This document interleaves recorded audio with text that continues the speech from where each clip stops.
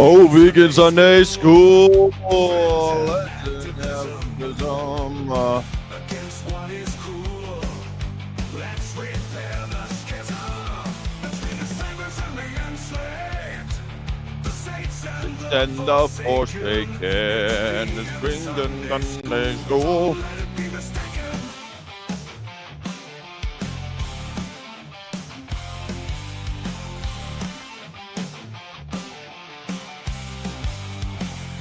Oh, now.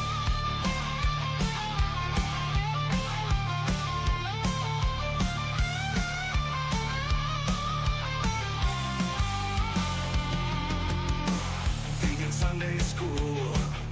Friends and Died. activism. Friends and activism, baby. I hope everyone's having a good day today. Let's repair the schism between the slavers and the enslaved, the saints and the forsaken. It's vegan Sunday school. Let it be mistaken.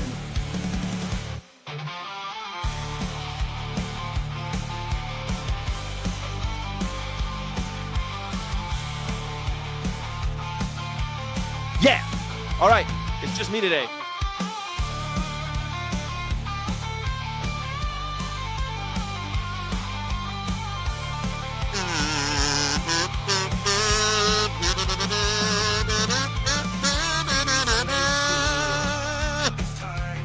Nice.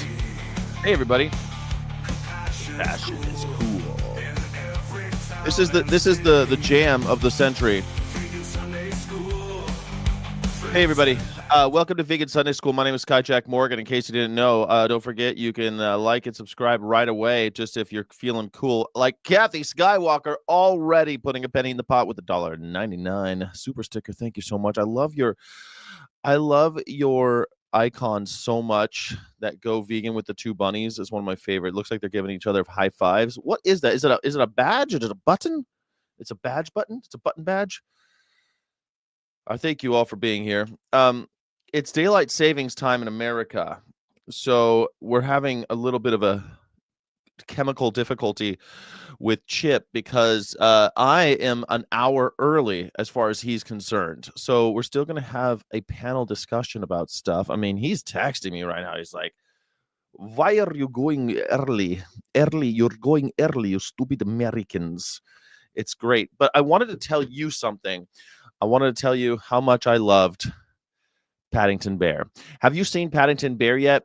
It's delightful. It's one of the greatest movies I've seen in a while. I love the Paddington Bear movies. There's a reason why all of them have like 97 or 98% on Rotten Tomatoes, and it's because they are well-crafted, wholesome fun fests that don't make you think too hard, but they keep your mind awake a little bit, and they're wholesome AF. You watch them and you just feel like you had your wholesome jug filled right back up with marmalade sandwiches that you keep under your hat, because that's what Paddington does. And this one, he got his brawly, his famous brawly he got, and he goes back to Peru to find, of course, Aunt Lucy. And I don't know if you're like me. When I was a kid, I liked Paddington. I wasn't a huge Paddington fan, but I liked Paddington when I was a kid. And then I saw I didn't see them when they came out. And then I saw Patrick Willems, who's a Patrick H. Willems. He's he does video essays on movies on YouTube, and I saw him and he was gushing about these films. And I went, "Oh, come on, this guy's a pretty harsh critic. I'd love to see what he means." So I watched the first one and I fell in love. The second one was somehow even better, and the third one, trifecta hat trick. What a gem of a film. I'm so glad I finally got to see one of them in theaters. I don't know why they're not bigger sensations. I do, because we live in a world where everything is about caca poo poo jokes and weirdly sexual jokes for adults snuck into children's movies. Not this one. Nope, none of that. It's just a good wholesome film that makes you remember why humanity is full of potential. It makes you remember the good stuff about being human. That's what Paddington is, and I hope that you I hope that you will go see it. I hope you'll watch. I hope I'm inspiring somebody to watch one of the Paddington movies or all three of them because they're wonderful. They're splendid. They're delightful. My favorite thing about Paddington Bear is that his superpower is what he calls his hard stare, where he stares at you. And everybody who gets stared at always says, like, what is this? Why are you staring at me? And he says, it's called a hard stare. It's what you use when one has forgotten their manners. I love it. I wish I had that super. I feel like that is something we could all use. We could all use the hard stare on those who decide to forget their manners. If someone forgets their manners, use the hard stare. That's what I think Zelensky should have used on Donald Trump. Just a hard stare, just like, why are you looking at me like that? It's a hard stare. It's what I use on people who've forgotten their manners. Yes. Thank you so much for being here. I've got some. That was my good news. Have I got some bad news? Of course, I've got some bad news. Did you hear that America's misguided protein obsession bringing back? This is Vox Marina Bolotnikova. She was on my show a while back. She's a great lady and a wonderful writer. Future Perfect, Vox Future Perfect. This article kind of surprised me. America's protein obsession is bringing back cow's milk. That's a problem. The rise and fall of dairy milk in America explained in 8 charts. So let's look at these charts. Chart 1. U.S. cow's milk sales were declining for many years. In 2024, they picked right back up. Look at this chart right here. What do you think about this? Not good, America. Not good at all. You could see that in 2021, it was all the way down. I remember talking about this and being like, yeah, we're going to make the world a better place. We're going to have fewer people drinking milk in America. Isn't that going to be good? I think so too. Okay, that's chart 1. We're going to do chart 2 in just a second, but I have Andre's here. Andre decided to show up and I'm happy about it. So let's bring him on, okay? Andre, giant. Come up. Nice. Between the slavers and the enslaved. Hey, man. Welcome. Hey, good morning, Sky. Good morning. Good morning. Andre the Giant has a posse. Andre the Dude, he has. He does. He's 7'2". He weighs 450 pounds. He has a posse. Do you remember those skateboard stickers? Were you aware of those at all? Andre the Giant skateboard stickers. Yeah, it was a cultural sensation. It still is. You've seen Obey, right? And it's Andre the Giant's face. Mm-hmm. Okay, so like that started out as the old school. Hold on, I got to share. Chip just came in too. Hold on, Obey Giant sticker original. Okay, so this was something. You might be a little young for it, but when I was a kid. All right, we're gonna share this tab. Let me bring on Chip, and he can learn about this too, because I'll have to share it with him too. Here we go. Vegan Sunday School, Chip. Welcome, Chip. Hello, everyone. Good morning. Hello, welcome. Friends and activism. All right, so I just wanted to look at this, Chip. Welcome to the show. I'm sorry that we are celebrating daylight savings time here. I hate daylight savings time. It always confuses me. Well, in California, we banned it. We voted to ban it, and it just hasn't happened yet. And one more reason why California should secede. I was going to say, how did you vote to ban it if it's still happening? But yeah, okay. So we voted to ban it, but it needs congressional approval. But back when they banned it, Congress was going, yeah, Dre, you're the lawyer. I see you cocking your head. You want to tell me why lawfully? Why I didn't even know California had banned. Voted to ban. It was a proposition. We voted to ban it, but so propositions don't just automatically become law. They still have to be passed in our state legislature, and so our state legislature was going to do it, but then they talked about congressional approval, federal government approval. They have to approve big laws like that apparently, and then they said, well, Congress is gonna talk about getting rid of daylight savings time anyway, so why should we do it? Just let them do it. And then they never did it. So even though California voted to have it done, it never happened. and it's still on the books that California has banned it, but here we are. Okay. Okay, so everyone's familiar with this icon, right? Yeah, I remember these. Obey. Yeah. You should have seen these all over. So what this was is the original. why Andre the Giant? Yeah, why was his face on these? What was the story behind that? So these are designed by Shepard Fairey. This is how he became famous, was this one right here. Andre the Giant has a posse, the very first one. And now he's super famous. People know his work. He's a freaking phenom.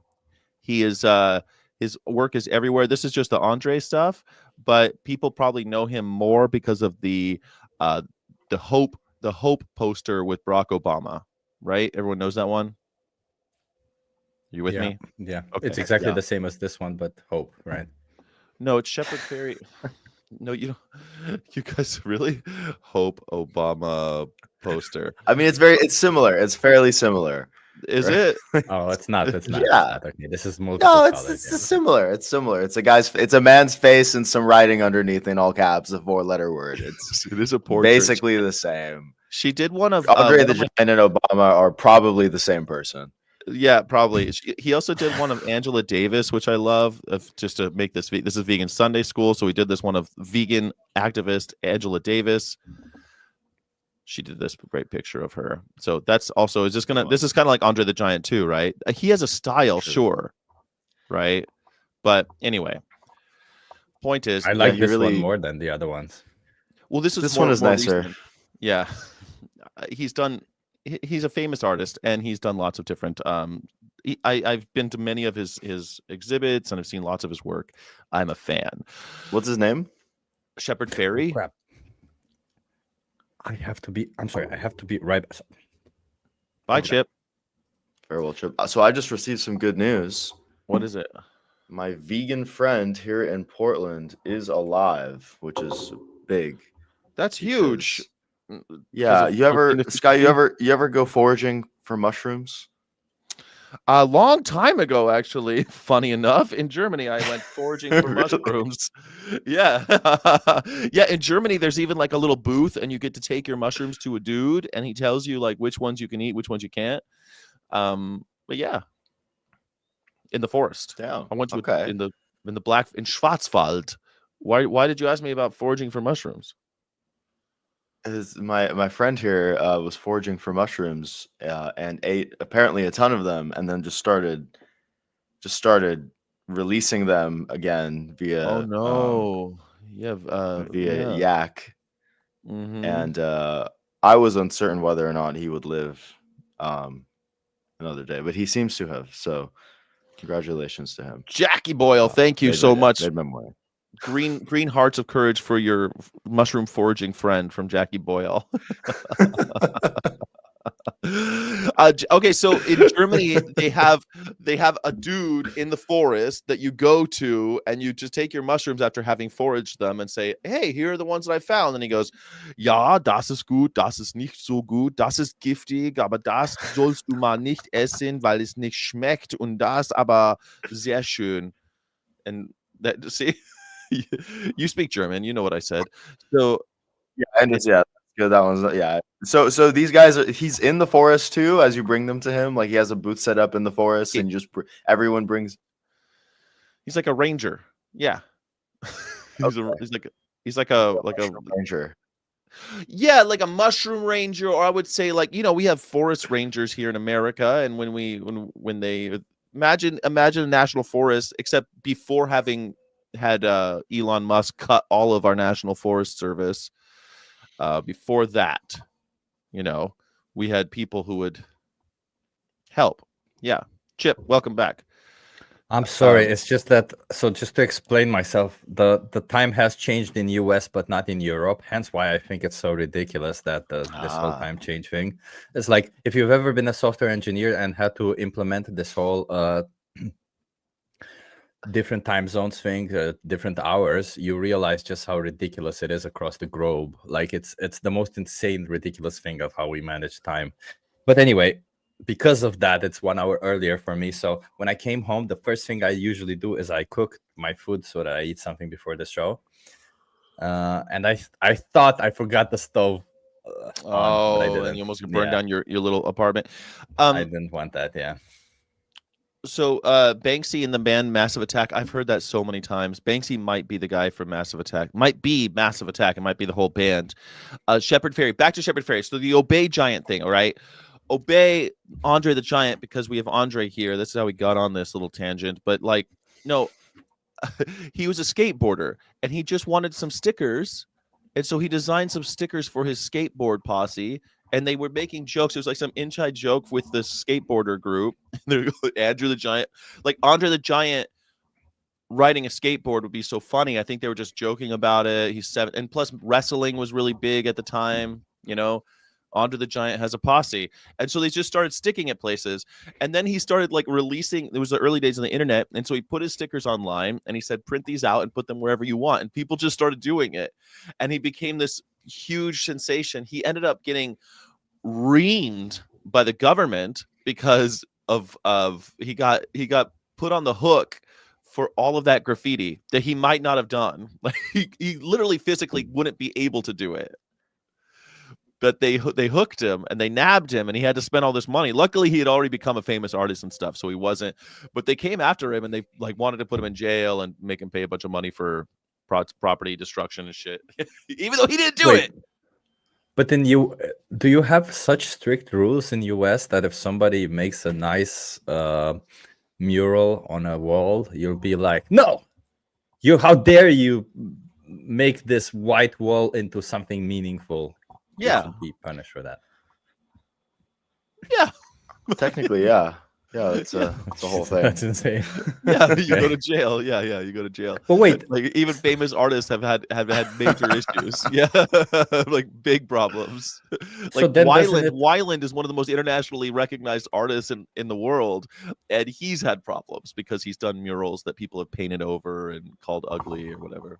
And so then isn't it then perfectly normal that fascism is growing in US because fascism, Yes. Nazism, all of these are just when people don't actually question the laws or question the rules, but rather they just follow them, right? That's what happens when people blindly follow So, rules or Chip, is what you're saying that the dark path to fascism begins with when you outlaw graffiti? Hell yeah. That's what it starts. That's where it starts. The dark Like path starts there, huh? Well, and it's not just like graffiti, but rather the meaningful graffiti, right? Because if somebody puts their name on a wall, I'm like, okay, can you just not do that? But why not? I don't know. I don't want your name on my wall, something like that. If you have so I would argue, okay, one thing, you're right. Tagging can look pretty ugly. Like in cities that like LA, they've taken over beautiful murals that I used to think were beautiful. But then I have to take a step back and I have to think, oh wait, they were beautiful when I was a kid because they were made in the 70s. And then they never updated them. They just keep them the same. And that's what sucks. A city should be, you should be able to put your fingerprints on the city you live in. And if you can't, then you'll just start defacing it. You have to have beauty in cities or people will tag it. People will make it beautiful or uglier. So if so my argument is this: if you made a beautiful wall, you would have a lower chance of someone tagging it. Oh, so wait. So if you make a really nice mural, really contemplative, Beautiful architecture, maybe. Yeah, beautiful architecture. People come by, they stare at it and go like, huh, I never thought about it that way. And everybody, it makes the world a little bit better. It achieves world peace. But if this one guy says, I don't like it, and they're allowed to paint over it.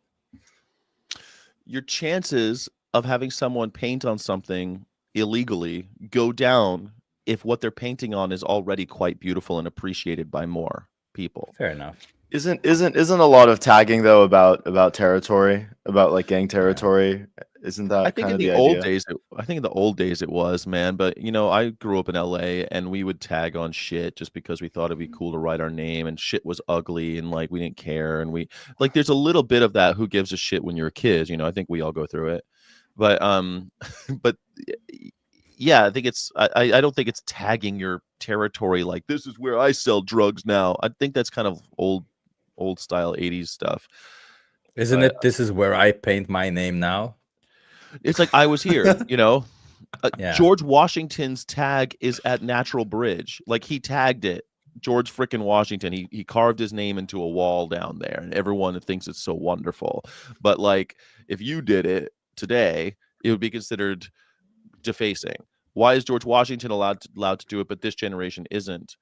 And furthermore, Why is Donald Trump allowed to sell state secrets, but this generation isn't?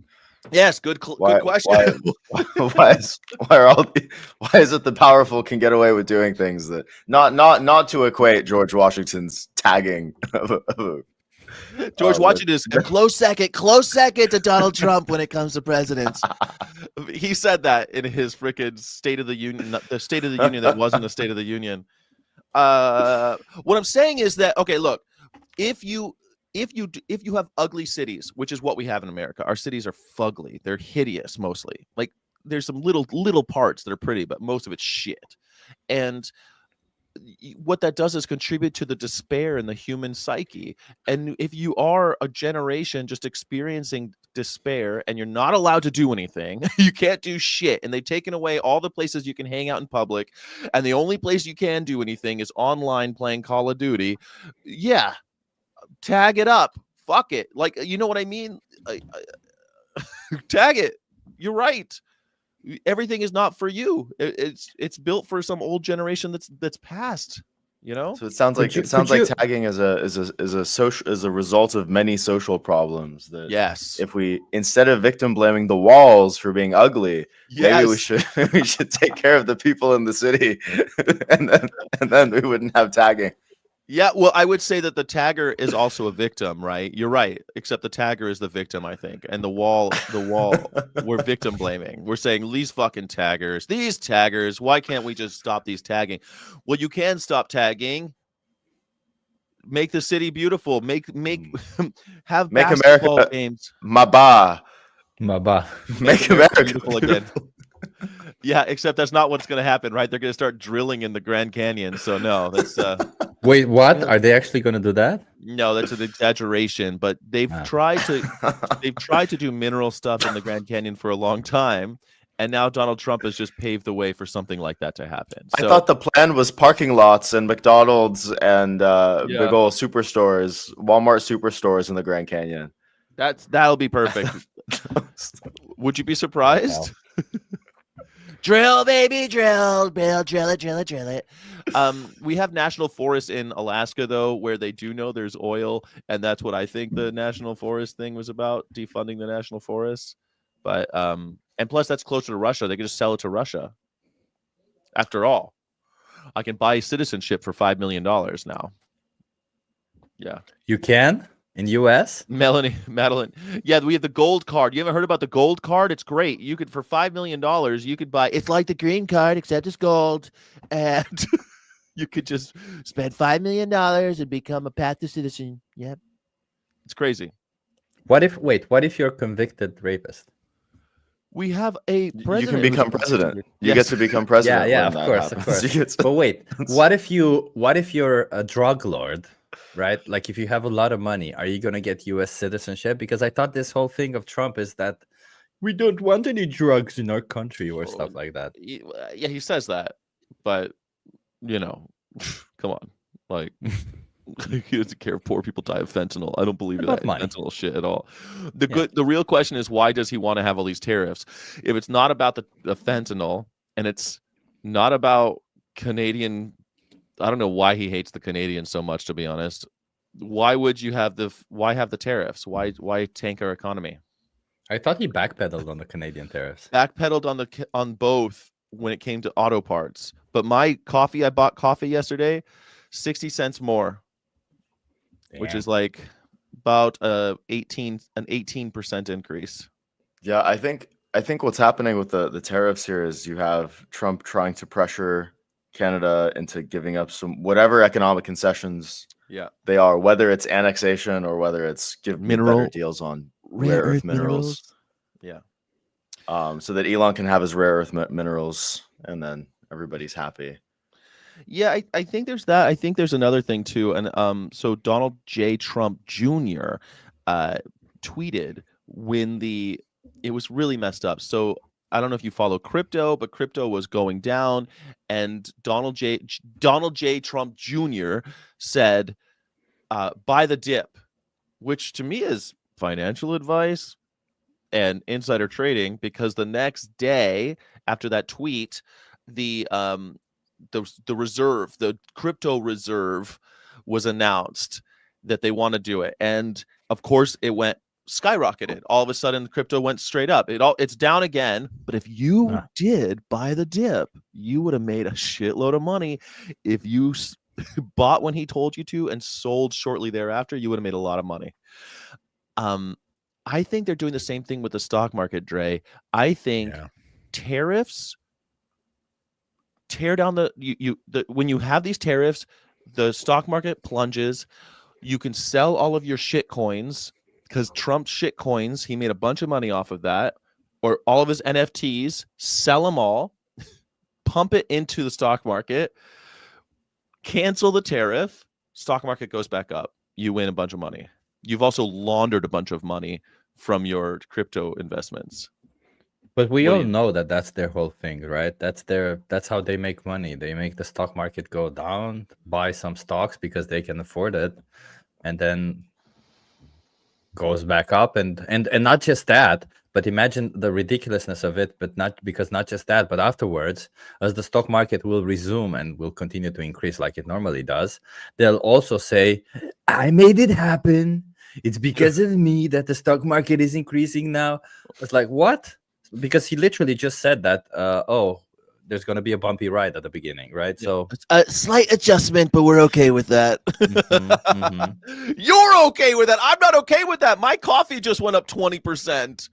Like, I knew it was going to go up, man, but I'm glad it was only 20%. I checked my coffee prices, and I went, but it's like, I don't even check if it's fair trade organic anymore, because it's like fair trade organic. I can't even afford coffee, the basic necessity of life. Like, I'm going to have to stop drinking coffee. I'm down to only 20 grams, 20 grams a day. Go for tea, man. Black tea. That's coming from China too, homie, or India. Same thing. I usually will take a break and do tea. Hold on. The thing about the horses, it was a great question. Riding mechanical horses for children. PETA actually has a stance on this, that they don't like carousels because it does promote the idea of using animals as slaves. That they don't like the cultural speciesism involved. If it's kind of like if you go up to someone's house and they have one of those black lawn jockeys. Usually in the South, you'll see the white lawn jockey, but the lawn jockey used to be all black and painted like black, not like skin tone. And that would be really racist if you saw it today. I feel the same way about these horses, on the mechanical horses going around, It's interesting, though, because it's like, I understand on the one hand, are we simulating something? Are we normalizing an idea that we shouldn't be normalizing? But yeah. Isn't it better as an alternative to have mechanical bulls, mechanical horses, rather than actual bulls, actual horses? But there is that sport, right? What is it called when they ride a broom-like horse? What's it called? Oh, yeah, that's funny. You know what he's talking about? No, are you talking about Quidditch? Are you talking about Quidditch? No, like Quidditch.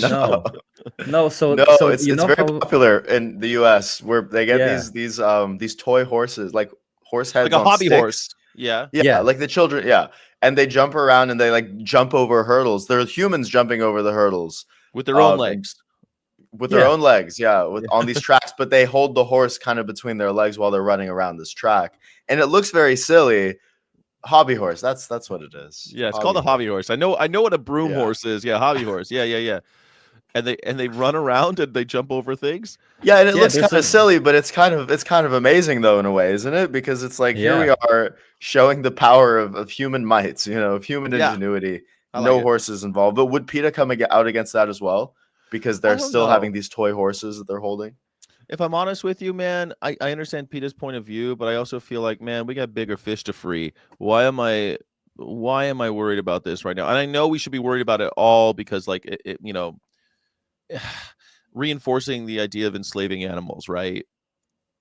But man, we still call cars horsepower. We call the power of torque horsepower still. Like, I don't know.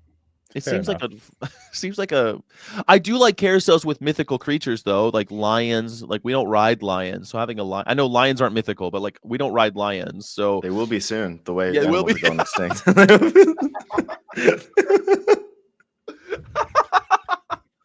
You're absolutely right. They will be soon, so maybe people will be like, you know how people think. Every once in a while, I meet someone who thinks that unicorns are real, and that they're just extinct. And I'm like, you think unicorns are real? Because Christians think unicorns are real. In the Bible, unicorns are a thing, and so are dragons. And sometimes you meet like white nationalists online and shit, and they think unicorns are real. They're just extinct. And No. yes, Yeah, they were made extinct by the you-know-whos, right? Like they killed all the unicorns. they killed They all of can't them. They possibly took out all the that. dragons. And all we gotta do.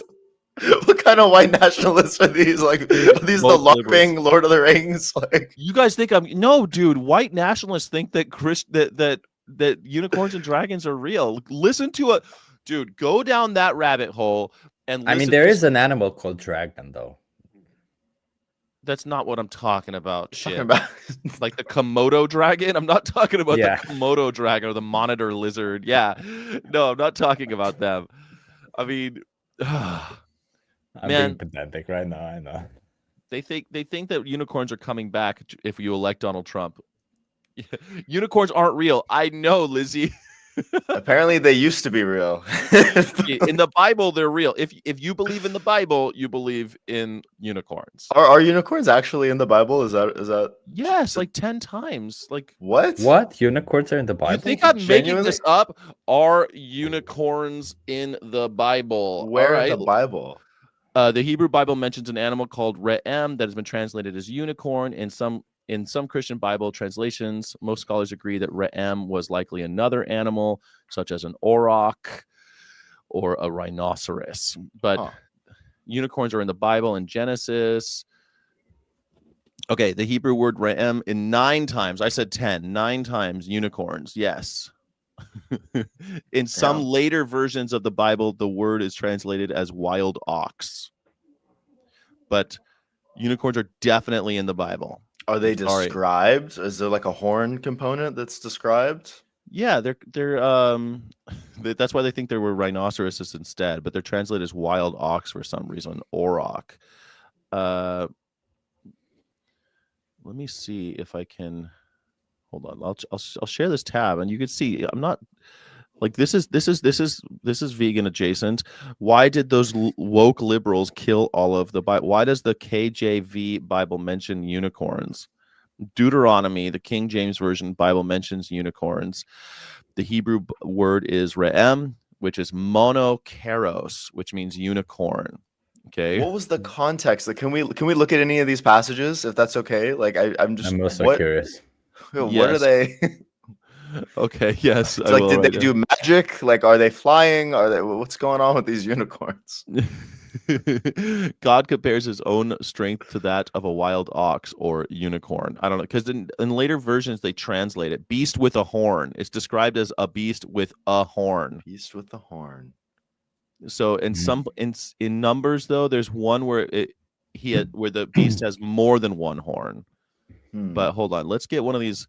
Okay, let's get God brings them out of Egypt and is for them like the horns of the unicorn instead of wild ox. Wait, what?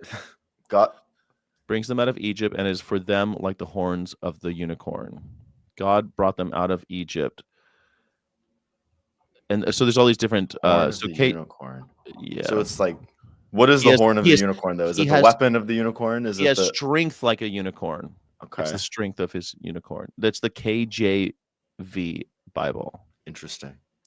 Makes sense to have strength. God brought them out of Egypt. He hath, as it were, the strength of an unicorn. Strength of an unicorn. And I would imagine that the strength of a unicorn is the same strength as an animal that has 2 corns. Well, he's talking about the horsepower. Really, they're talking about cars here. Is what you're talking about. Okay, Deuteronomy. In Deuteronomy, His glory is like the firstling of his bullock, and his horns are like the horns of unicorns. And them he shall push the people together to the ends of the earth, and they are the 10,000 of Ephraim, and they are the thousands of Manasseh. There you go, Old Testament shit, man. I'm telling you. And supposedly, you know, when we meet our final, like the judgment day and all that stuff, all that good stuff happens at the apocalypse, unicorns and dragons come back. Are they coming back with a vengeance? Like, are they angry at us? I don't think. Maybe they're angry. I don't know. They should I be. don't know. If I were a unicorn or a dragon, I'd be coming back with a vengeance. Wait, and if they're coming back, are we going to eat them in heaven? Is that it? Why they're coming back there? So that we can slaughter them and exploit them? Imagine the money at the first ever unicorn factory farm. Like, imagine just the potential for profit. I mean, you just know if we're going to do some genetic engineering to actually bring unicorns to life on this planet, that we are going to exploit and slaughter them eventually. Yeah, I mean, of course. I mean, they want to bring back the mastodon. I'm sure you saw the thing about the white nationalists believe in miscegenation, multiculturalism, immigration of non-whites, and low birth rates among whites are threatening the white race. I'm sorry. I was looking up why do white nationalists believe in it's. I'm telling you, go down the rabbit hole about white nationalists believing in unicorns and dragons. You'll find a lot of them believe, and they're proud. Like, yes, I'm proud. I believe in all of it, and because they believe in the Bible so, I want to say violently, that they really, really believe that unicorns and dragons are real and they're coming back. Right. That's right. There are dragons in the Bible. Daniel fought a dragon, right?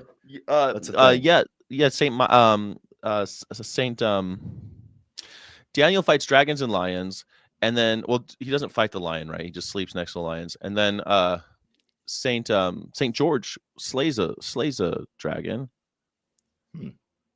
But do you think that these people, have saint of England? Do you think that these white nationalists, because a lot of them are also, I guess, highly capitalistic, and we call a company when they reach $1 billion, we call it a unicorn. And do you think that they heard that, look, there's a unicorn, another unicorn, or they've read in the news unicorn, and all of a sudden they started believing that there's unicorns? Because all of these people don't, when they see the news, they don't read the articles, they just read the titles. So if they see unicorn in the title, they just skim through it and find out, oh, unicorn. So maybe they start believing in unicorns. Maybe. Maybe you tell me they're like the symbolic unicorn they believe in. They believe in symbolic unicorns. No. They believe in real unicorns, but because they don't actually read the article, they just see the word unicorn in the title, and they believe that real unicorns exist, and that in the news it says that they exist or some shit. Man, but it sounds like it's coming from the Bible, though, not like the news, right? Right. I don't think they don't trust the legacy media mob. They don't trust all that. They trust the Bible except instead. Fox News. They don't trust the Fox News either. You hear the real conservatives, they don't trust Fox News either. They're like Newsmax or nothing. But I don't know if you guys saw, you mentioned all this talk about mythical animals. I don't know if you saw this new animal testing thing they're doing with mice. Those mice have woolly mammoth genes.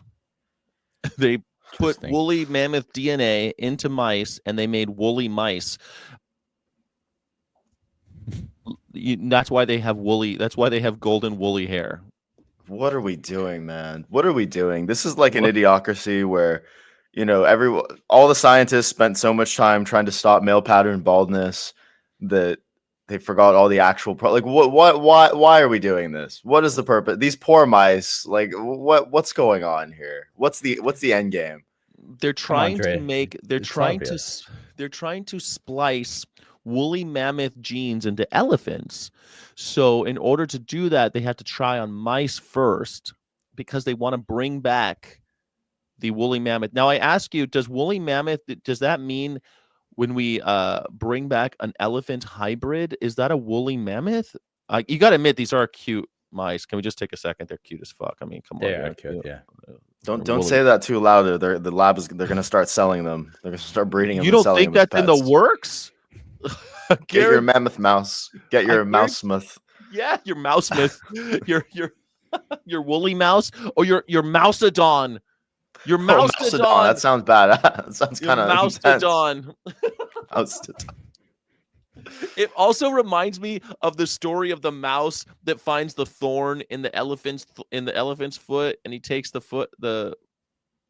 it out, or maybe it's a lion. I don't know. In my mind, it's an elephant, and the mouse.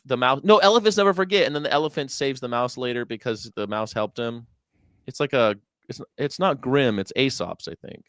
Anyway, are we gonna bring back Neanderthals also? Like we're gonna take some Neanderthal bring them back.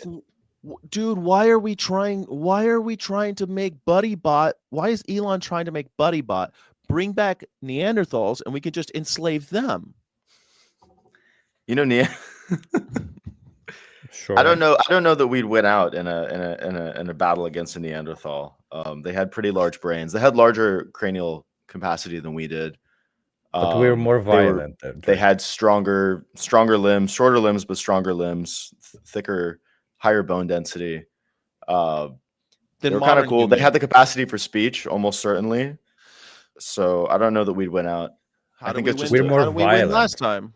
Yeah. Well, we went out probably for it was probably a mixture of disease and outcompeting them for food, and also changing climate. The Earth was getting a little warmer at the time, and they were more adapted for colder climates. You say violent shit, but I say okay. So one thing that I read about Neanderthals too was that they tended to stay in smaller groups, and humans tended to get into larger groups. So you might, back in the olden days, find a tribe of nomadic humans that were like 1,000 of them, but a Neanderthal tribe, if you came across them, there'd be like 15 of them. And they didn't clump together like they're just like society. Like, I don't know if is that a cultural thing? I don't know, but if you got 1,000 of you and you come across 15 of the other guys. But you know, this actually I had the question that I wrote down to discuss with you, Sky, by the way, because we've been discussing the bringing back of the wolves, for the, wolves, in Yellowstone, where they actually had great success. Yeah. And the reason why I read more into it since the last time we talked, and the reason why they had great success is because the deers started moving around some more. They weren't just complacent where they were, and they were doing things. But then I figured, we humans are extremely complacent. Does that mean we should bring back a predator to humans so that we move around, so that we actually get is that what we should do? Yeah, is that going to make human population better if we bring up a predator to us? Probably help with the sedentary lifestyle of the average. Right? Imagine what that would do. Imagine having to run constantly away from a super wolf or a carnivorous mammoth, which obviously that would do something about our obesity problem. We have bike lanes in the Netherlands, so we would be biking away from them. So. Well, sure. I don't know. Our lions in America, in California, lions, they're always jumping on, not always, very rarely, but when they do, it's often a bicyclist or a jogger. So I don't know if the predator really will give a shit, because that's usually who they go after, those fast moving bicyclists. It's like more exciting, right? If you're a lion and you see like a bicycle, it's a little more enticing. Yeah, I think that's why dogs run after squirrels. They're like, they're moving fast, gotta get them. Look, okay, I get what you're saying, but let me throw another little wrench in there. I don't think it's going to be a predator at all. It's going to be a super bug. It's going to be a not a bug like Dre likes, but like the we all like bugs, but I'm talking about a virus.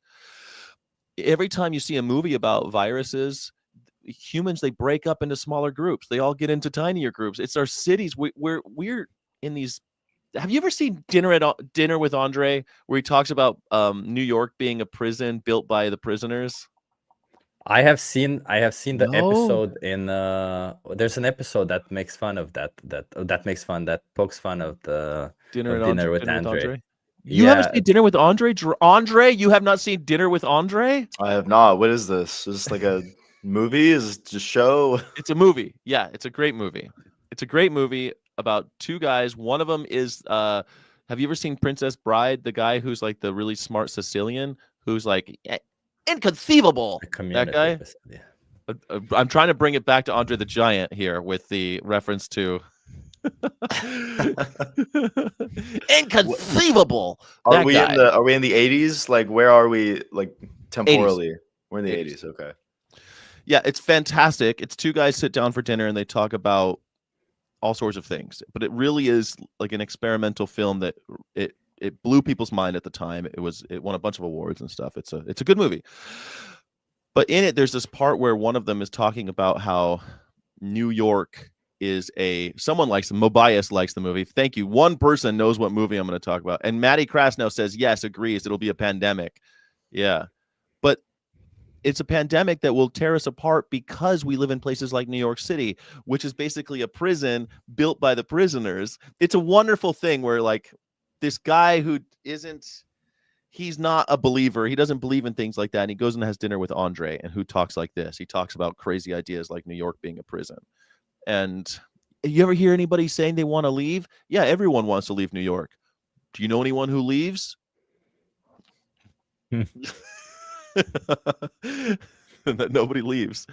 Anyway, so prison populations end up getting nailed by, thank you, Andoni, thank you, get nailed by diseases because there's of our close contact. So if a disease hit us, we'd have small isolated groups again. But then again, we also shouldn't be building cities or infrastructure where we're sprawling, right? So then how should we solve this? It feels like the only way to solve this is to actually maybe not do animal agriculture to solve it at the root of the problem instead of dismantling cities or other structures that we've already built. The city is such a beautiful thing, but man, I really thought that the internet would get rid of the city. Like, why live in a place like New York if you could do your work on the internet and live in some paradise someplace? Why would you stay in New York? I like New York. I think everyone likes New York. I mean, New York is walkable. People like walkability, right? People like access to kind of social events. And when you're in the middle of nowhere, even if it's paradise, you're limited in the types of events you have access to. One thing People about say that, Dre, but they don't go. People generally stay at home. They're sedentary. You say that. Everyone says that. Oh, I want to be around the people so I can go to a Broadway but you know, show. If you go out on a Saturday night in any major city, people are not staying home. That's like true. People are out. People are not home. Tourists. Come on. Come on. Maybe that is the human thing. Maybe that's why we beat out the Neanderthals. I mean, to be fair, we did interbreed with the Neanderthals. We found skeletons of human Neanderthal hybrids. Yeah, Arnold Schwarzenegger. We found He's definitely half Neanderthal. Come on. It's that heavy brow ridge and that occipital bone. Yeah. In the back is kind of protruding. The Melungeons. You know about the Melungeons? Is that the Melungeons? What is that? Is that the thing you have? It's a breed. It's a breed of humans that are like more. People think that they're like more Neanderthal, and they say that. You mean Italians? Are you trying to say Italians? Not Italians. Melungeons. They're called Melungeons. Anyone know what I'm talking about? Melungeons? Am I the only person who Melungeons? And they think that Abraham Lincoln was one. You never heard of Melungeons? No, I do know that. In general, Southern Europeans tend to have much higher Neanderthal, and there's like a village in Italy where like the average I think is like 4 to 5% Neanderthal DNA. Mm-hmm. I'm at 2.5 or something like that. Yeah. Melungeons are people of mixed ancestry who live in the Appalachian Mountains in the south. Mixed ancestry? Mm-hmm. It used to be a derogatory term, but it isn't anymore. Okay, so most research. This doesn't seem to be what you were describing it to be. Melungeon have European, Native American, and African ancestry. Mm-hmm. They believe they were part of Portuguese descent, African ancestry. Bunch, Goins, Gibson, some common Melungeon last names. Goins, Gibson, Williams. I don't know if that matters. Anyway, there's not much paper trail, but Melungeons, they're a race of humans that aren't like the rest of us. Apparently, there aren't that many of them. Anyway, we should exploit them. But they do have a thing. They do have like what do you call it? What do you call the bun? Yeah, the thing in the back. Right? Occipital Occipital bun. Yeah. I love Chip's refrain. Anytime there's some new thing, we should exploit them immediately. That's the mentality, right? That's what we're all thinking that's when we peak see human. the possibility to exploit. Hey, we should do it. Yeah. I was at an environmental law conference this past weekend. It's called the Public Interest and Environmental Law Conference. It was held in Eugene, Oregon. Listening to lectures by the Center for Biodiversity and the Xerces Society, and Sierra Club was there, and you were hearing these things being Arnold Schwarzenegger, and you're hearing these people say things like, "Oh, well, these insects are wonderful because." Imagine if there's going to be an insect that we can use to cure cancer, to cure this disease. And I'm thinking, we're at an environmental law conference. This is certainly this has got to be the audience where you don't have to whip out the anthropocentric arguments, You have to But find it. Well, don't you remember that in the you probably don't, but in the 80s, they made a movie called The Medicine Man with Sean Connery. He found the cure for cancer and he's lost it. He's lost the cure for cancer. And he lives in the rainforest and he's found the cure for cancer, but the evil corporations are going to tear down the rainforest. And I remember watching these movies when I was a kid, and I never put two and two together of why are they tearing down the rainforest? Like, they never told me why. And I was too stupid to ask, wait a second, why are they tearing down the rainforest? We all heard we got to stop tearing down these rainforests, folks. That we always heard that. But never why. But the why not to tear them down was because there's a cure for cancer in the rainforest. There's all these mythical cures and shit. There's all sorts of shit we haven't discovered, and we're tearing it down. Insects that could cure cancer now, apparently. God damn. I found the cure for cancer, and I've lost it. Which type of cancer? Right, I feel like when people mention, I also like the conspiracy theory. I hate the conspiracy theory that pharma companies have this cure for cancer. What do you mean? There's so many types of cancers. They're all so different. Like, to have one cure for cancer is insane. Well, they're all the same. If you could cure cancer with a vaccine, with an mRNA, mRNA, yeah, they actually did study on that, and there is work to be done on that. Yeah, because cancer you say they're all different, but they're all sort of the same, right? Your cells one cell or a clump of cells starts going crazy and won't stop. Your immune system doesn't acknowledge that, so then they don't kill it. Because is this a pro-vaccine cast? I thought, is this a George Soros funded show?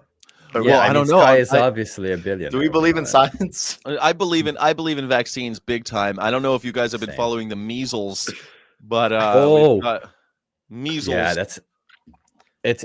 Do you know what? I was speaking of measles. So do you know what the reproductive number is for measles? The R number.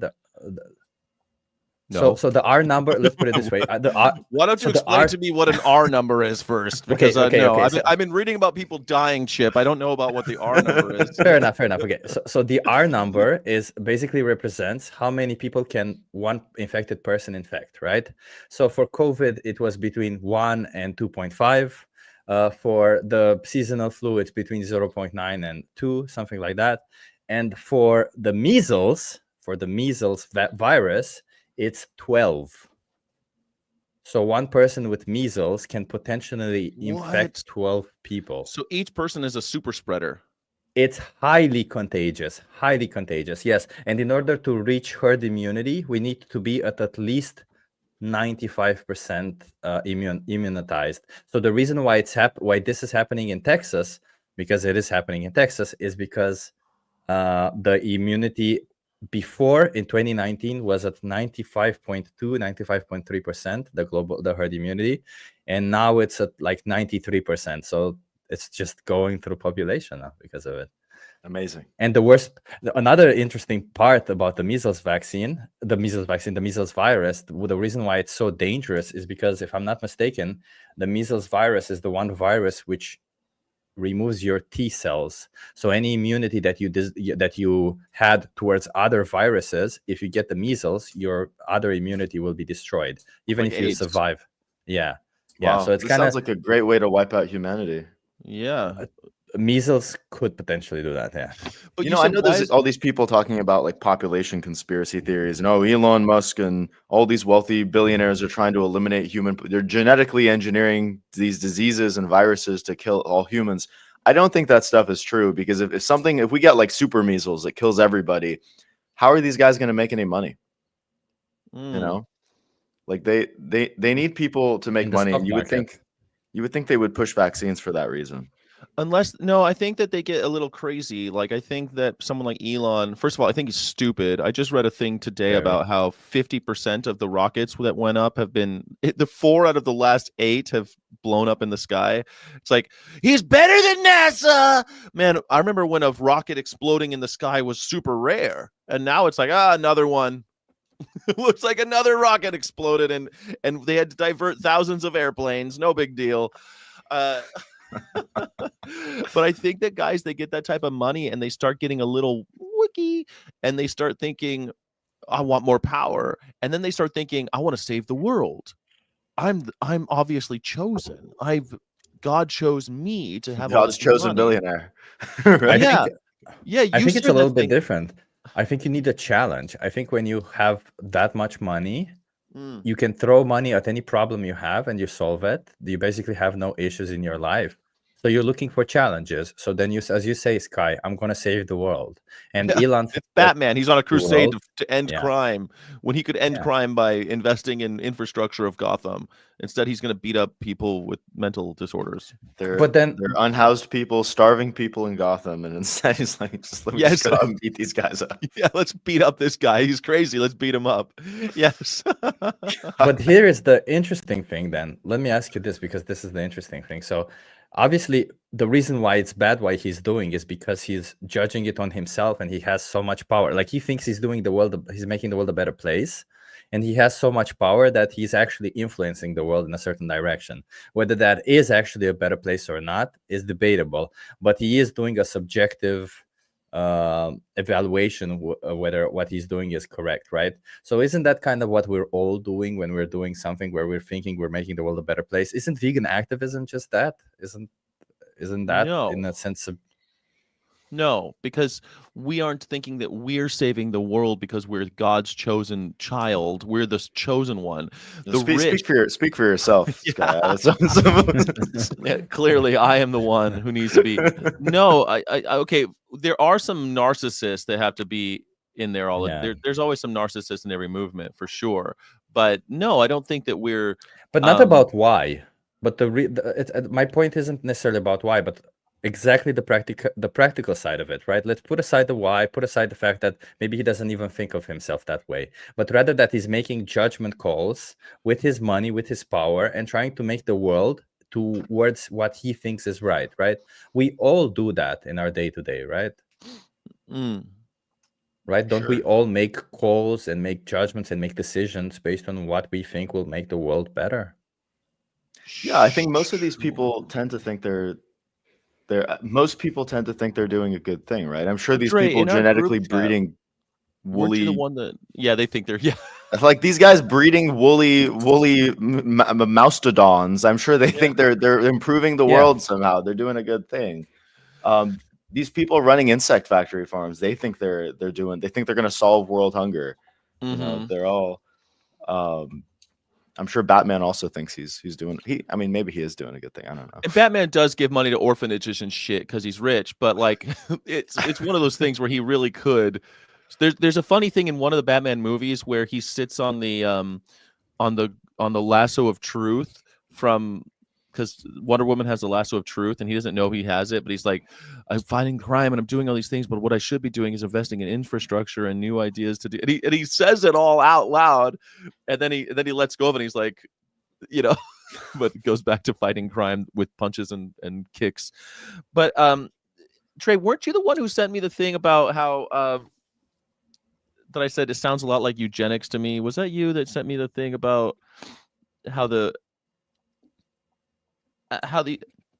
these rich oligarchs, they think that by controlling the population that they're going to make this that it's almost like eventual altruism, where they think that on the long run, and this theory of time, that over time there's going to be all of these major problems and these other things that will happen. So if you could just eliminate people today, you would actually cause less suffering, and with your money you could have less suffering by doing these kind of, well, despotic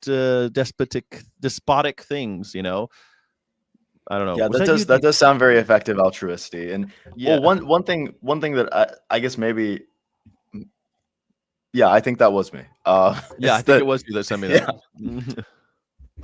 Yeah, I guess that's true. I mean, these people think they're doing a good thing. If human existence is a net negative on average, then perhaps by limiting the number of humans, you can minimize the amount of suffering. And if you're super utilitarian, then you have a nice mathematical equation that lets you do that. And the only thing that but Elon's also telling people to have a bunch more kids, though, and that's weird to me. I don't know why he does that, but I think it's just because he wants to have more slaves. I don't know. Elon's a weird one, but I think a lot of he wants to feel better about his choices because he has a lot of kids, that's true too. Yeah. Oh my God, I saw something recently. If a woman was a billionaire, if there was a woman billionaire out there who was doing all of these things in your with your data, doing everything Elon Musky, and also had 13 children from 5 or 6 different husbands, different men, would you feel differently about her?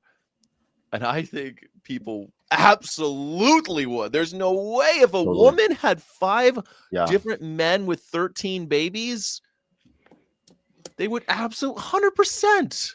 Yeah, absolutely. People would be saying all sorts of things that they should be saying about Elon, right? And be like, this guy's crazy. Look at what he's doing. He can't keep a family together. How can he keep a business together? Yeah. Like I've heard that's something that people have said for a very long time, which is why not so many divorcees end up president.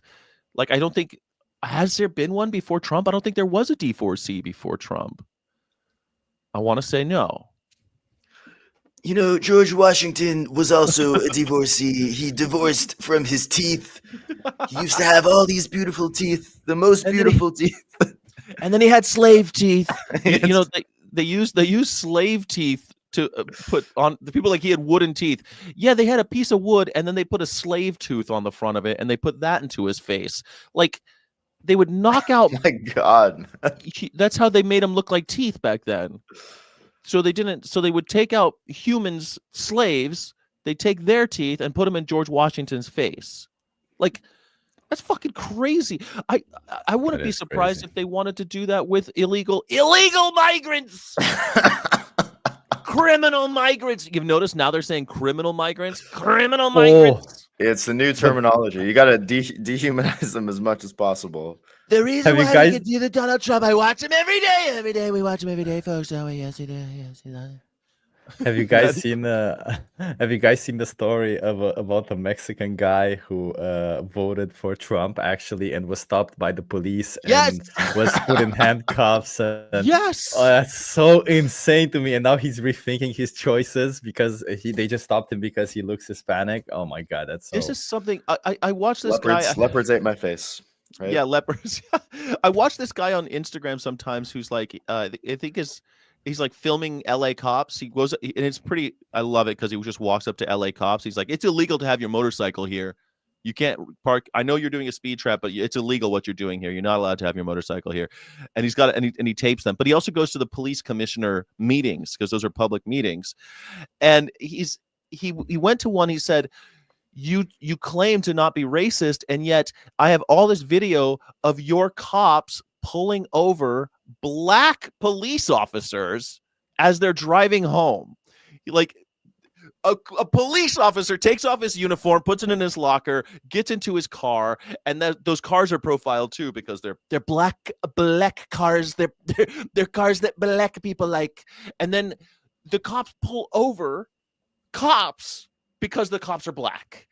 And knowing that, why the hell would we think it'd be any different with Mexican people who voted for Trump, right? Like, of course, they're not racist. Look at all these black cops. I'm having trouble. Like, is it so ingrained in society? Is racism so ingrained in society? Like, I'm trying to think because, in Romania, I'm come from Romania. I have to say it at least once per episode because Yes. everybody expects me to do it. So in Romania, what happens is there's a lot of racism towards Roma Gypsy. people, Right. Yeah. Gypsies, yeah, Roma, yeah. Wait, we can't. Yeah, Yeah, I so- think gypsies is a. Yeah, it's Only some if kind you're of- in Romania. Okay. Yeah. Here Well, we have alright. Gypsy Hill Park and Gypsy Town, like town center. yeah, Gypsies, fair enough. Gypsy Den Coffee, like. And I remember how ingrained it is in that society that if you see somebody of Roma origin, you're gonna expect them to do something bad, but now that I'm here in the Netherlands, I don't feel that way about any race or institution. Maybe because it's very international here in Amsterdam. But I'm curious, is that why it's happening in the US? Is it because it's just so ingrained, this racism is so ingrained within society that people don't even know why they're racist anymore? Somebody taught them to be racist at some point? I think a part of it is kind of manufactured. A part of it is deliberate to keep the working class from unifying, from understanding. I think a lot of this is like a part of just the platform of the elites in this country is keep people separated by all sorts of random social divisions. And yeah, I mean, I was looking at a chart recently. So mentions of racist or racism or race-based topics in the New York Times and the Wall Street Journal and a few other major publications increased a lot after the Occupy Wall Street riots, protests 15 years ago. Like after that, it just shot up like crazy. I guess the elites decided, they're realizing what's going on. We need to pit them against each other again. Not that racism started 15 years ago, but I do think that there's some degree of media manipulation happening here. So it is a way to control the population, to get them to. Absolutely. I think so. I mean, of course, it's like, humans are very tribal. All animals are kind of even ants, right? Even ants are racist, right? I don't know, like a few months ago, but in the ancient world, racism doesn't seem to be a thing. Like, just kind of was, right? I mean, ancient Greeks, for example, calling everyone else barbarian. Romans believing people outside of the empire. Of course, the Roman Empire was a multi-ethnic, multicultural state. However, people outside of their empire were believed to be. But that's how the Egyptians were too. Like Egyptians were very multicultural and multiracial, but anyone who wasn't part of the Egyptian empire was the devil. And and we see this in oddly, I talk a lot of shit about the Soviet Union and Russia, but Russia was also not they hated the Jews, but everyone else seemed to be perfectly okay. They weren't racist against the Asian looking Soviets. They were all Soviets. That's how they looked at them. And anyone who wasn't Soviet was the problem. That's a different thing than racism in America. America, people look at each other Americans as the enemy or as, worthy of our scorn. I don't think the Soviets did that, except for the Jews. Everyone hated the Jews. I don't know why. Anti-Semitism's older than all of it, apparently. I don't know. Actually, there you go. There's a good point. That's a point that it's not some modern thing. The fact that anti-Semitism has existed and we can document it for so long that this isn't uniquely some American problem. Like this is something that has plagued human societies for a long time. So my theory is that, especially in America, the reason why it happens, and I come back to the whole predator thing, because in America there's this culture, especially when I get there, I realize, of comfort, right? Everybody's very comfortable. You drive from place A to place B, even if it's close by, you're not going to walk because it's more comfortable. You have all of these tools that you don't really find in US because it's extremely comfortable. Like the first time I saw this thing that you press on it, and then you can, without bending down to get it, you can get it by just standing. The grabby thing.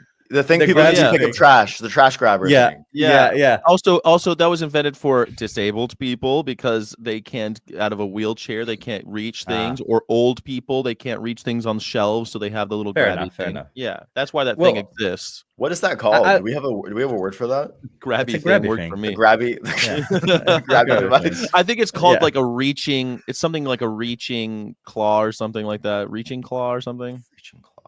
I think the word reach is in it.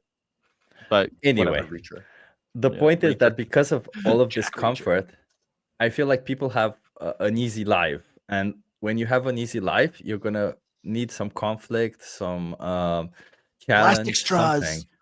Yeah, So I think that's what they do. They give people what they crave. They crave conflict. So politicians, well, everybody just gives them something they crave because. so I think you're wrong, and I'll tell you the reason why is because I was exposed to Howard Zinn as early in life, and Howard Zinn wrote a book called The People's History of the United States of America. It's one of the great books. If everyone should read this book. It's the history of America from the perspective of the activist. Think about that. It's an awesome book. But they talk about how when slavery ended, you had to have a reason why white people were still better than black people, and they weren't going to allow it. They weren't going to allow slavery ending to stop that divide. So they started inventing all of these other reasons why white people were better than black people, so they can continue to exploit both of them. The poor white and the poor black now being on equal footing was not acceptable to the rich. That is something that was completely, they don't like that at all. They don't want, the rich are afraid of us. This is something I try to remember and try to remind people of. The guillotine is a scary thing. The pitchfork and the torch are scary. If we just start talking about guillotines again, things will change. I'm telling you, like, I'm not saying back to guillotines. Man, I really think we need to start talking about Absolutely. look what they did to Luigi Mangione. Now, forget about whether or not he was right and all that other shit. I don't really want to get into that, relitigate I don't want to get into that. But look how the show of power, the mayor of New York is walking behind him like, "Yep, we got him." And like they're walking him in like he's Hannibal Lecter, and they've got all these hundreds of cops. When all that was going on, I was counting the cops in the courtroom. They had 6 cops around him while he was seated and shackled. Like, this is a level of theater that I don't think. But how come none of this happened to the people who tried to assassinate Trump? What do you mean Because they were him? killed. They were killed. Jeff, they either shot themselves or they were shot. Right, like immediately. Oh, really? Yeah, the kid. You took it. Yeah, the kid got shot right away. The kid's done. He was hamburger meat, man. He was completely. They blew the shit out of him with high-powered rifles, man. He was gone. But what about the guy on the pro Ukraine guy in the golf course? He gave himself up. They got him. Like, and he doesn't pose a threat. Someone trying to kill a president, that's like normal. People always want to kill a president. But someone taking out a CEO as he walked down the street in the morning in New York City, holy shit! This is guillotine time, and we all have guns. Like, imagine if that became popular instead of shooting up a school, shooting up CEOs. Yeah, like, someone needs to get on the marketing for this. Someone needs to start marketing this idea here. But wait, not all CEOs are bad. Let's not. Hold on a second. There are many murderous CEOs. You're saying, yeah, I guess the CEO of Ben and Jerry's, he still exploits animals. I don't know. I could justify killing a lot of CEOs, but that's not the point. I'm not trying to say that we need to justify killing CEOs. What I'm saying is CEOs should be looking over their shoulders. Why am I looking over my shoulder? Why is a poor Mexican kid who is a citizen looking over his shoulder right now in America? Sure. Black people who have decided to take an oath to the force, they're on the fucking police force, are looking over their shoulder, but CEOs aren't. It's kind of crazy. I mean, just talking about the theater, I worked at the San Francisco Public Defender's Office for a bit, and there were all sorts of interesting folk who, murderers, rapists, who had done, to take a kind of a view from probably an effective altruist type, much more net negative tasks than what Luigi Mangione is alleged to have done. Yet again, there were never legions of cops in the court. Right. You were lucky if you had 2 cops in the entire courtroom. You were lucky. The mayor didn't show up for for a murder. Yeah. So there's definitely something very deliberate happening here, right? Where they're trying to scare people into submission and make people think that he was clearly in the wrong. I don't know. This is how we handle people who assassinate CEOs. That's what it was. Have you ever seen one of my it's a horse movie, but it's a really good movie. It won an Oscar for Best Picture. It's called Unforgiven. It might be the last really good movie that Clint Eastwood made. And in it, what's a horse movie? It's a Western movie. It's got lots of horses in it. Like it's, I don't know. It pisses me off, but it came out before I was vegan. And anyway, it's a really good movie. But in it, Morgan Freeman. Sorry, Morgan Freeman. Martin Freeman. Now there's a Martin Freeman. Now I'm even more confused. Morgan Freeman. Martin Freeman's a white Englishman. Who is Martin? Who is this guy? Martin Freeman. He's famous now because he's in the Marvel movies. He plays like the Shield guy or whatever. But he was in that movie with he played with Benedict Cumberbatch. He was Watson in the Benedict Cumberbatch Sherlock Holmes series. Oh. Yeah. Martin if you Freeman. see his face, you know him. Yeah. Anyway, it doesn't matter. Morgan Freeman.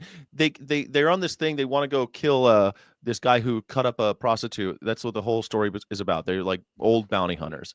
Kind of a pretty normal tale. But then the one guy, he chickens out. He's like, I can't do it. I'm out. I don't want to do it.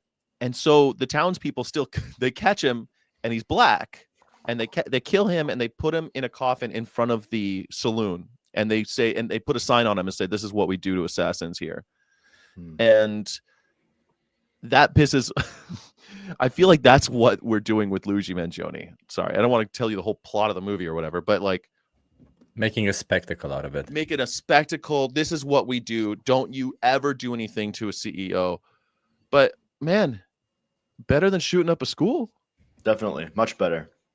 Yeah. Oh, he played Bilbo? He was Bilbo in Bilbo Baggins. Sorry. That's true. He was also Bilbo. Oh, okay. Yeah. So man Bilbo.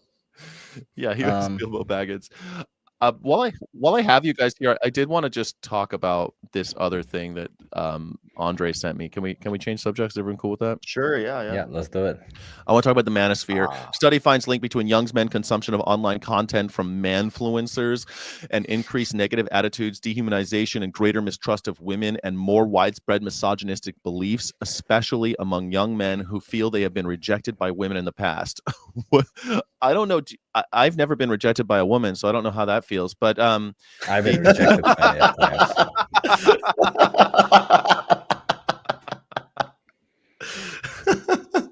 That's never happened to me, so I don't know. But so maybe that's why I'm always impervious to the manfluencers. But that's probably what it is.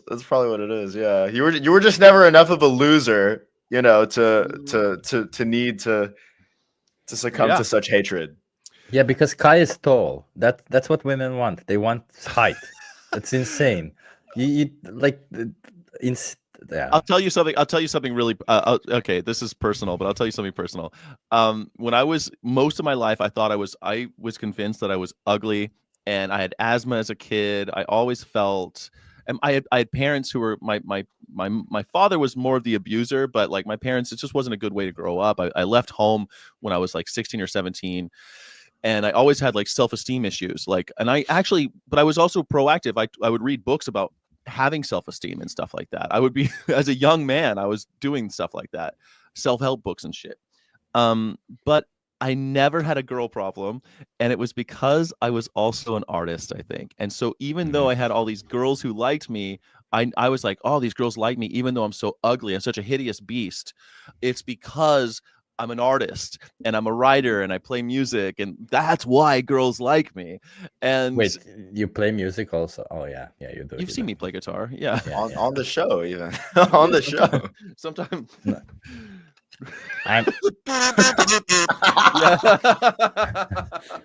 You definitely feel the energy when Sky plays the guitar, and it's like, yeah, and then he stands up and he's tall, and then bam.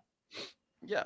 I play all sorts of musical instruments. It's kind of I like it. Anyway, honestly, I think that's really what it is with this generation. You have all of these incels and voluntarily celibate kind of women-hating misogynistic dudes who really, you know, what they really need is they need to go outside, right? Buy a kazoo.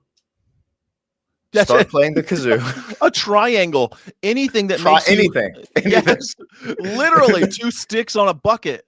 Like, and the hatred just like that. Or honestly, there's even every group of dudes has like a group of women that like those dudes. If you're a cop, there's girls that just like cops for some reason, guys in uniform, whatever. If you're a skateboarder, there's some women that just they like skateboarders. I don't know. But if you're a What if dude who you're does what if you're a software engineer? Are there women who like software engineers? probably. I don't know Definitely. about that one. A lot of these indoor things, it's a hard thing to do the proof of what is Neil Strauss calls it proof of value, I think. I think he calls value proofs, I think he calls them in the game. But you have to have proof. social proof, is that it? Yeah. Social think. capital, basically, Capital, right? yeah. Like yeah, he calls it something else, but it basically is talking about social capital. It's hard to build social capital just sitting in a room all day, unless you're a software engineer who's rich, because money, we all know, also helps. But Sure. but these incels, guys watching this shit, like the manosphere guys, I'm with you. I think you're right, Dre. Learn how to play the fucking kazoo. Do something. Do something, yeah.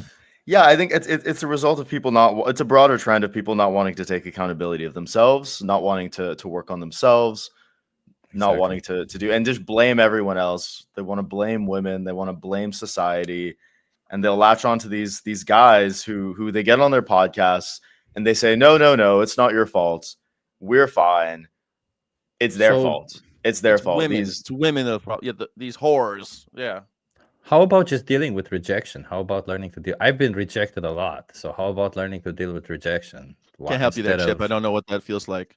But you don't know how rejection feels like, Sky? No, honestly, I of course do know what that feels like. And I'll tell you what, as a writer and an artist, that's something you also learn how to deal with, because when I was in a band, sometimes no one shows up. You have a gig and 5 people, you're playing this heavy rock music turned up to 11, and you've got 5 people in the room. You learn real early how to deal with rejection. I thought you were going to say something like, when I was in a band, I had to reject women. I learned to deal with rejection because I had to reject so many women that were throwing themselves at me. It's so difficult. Beating him off with a stick. I was beating him off with a stick when I was in a band. No, but like also when you're a writer, like, dude, I've had 2 books published. I wrote more than 2 books. I've self-published a bunch of chap books, but I wrote a children's book that I thought was amazing. And it was back in the old days where you had to print everything out and put them in envelopes and put and then send it to the publisher. And then you get a letter back telling you that you ain't shit.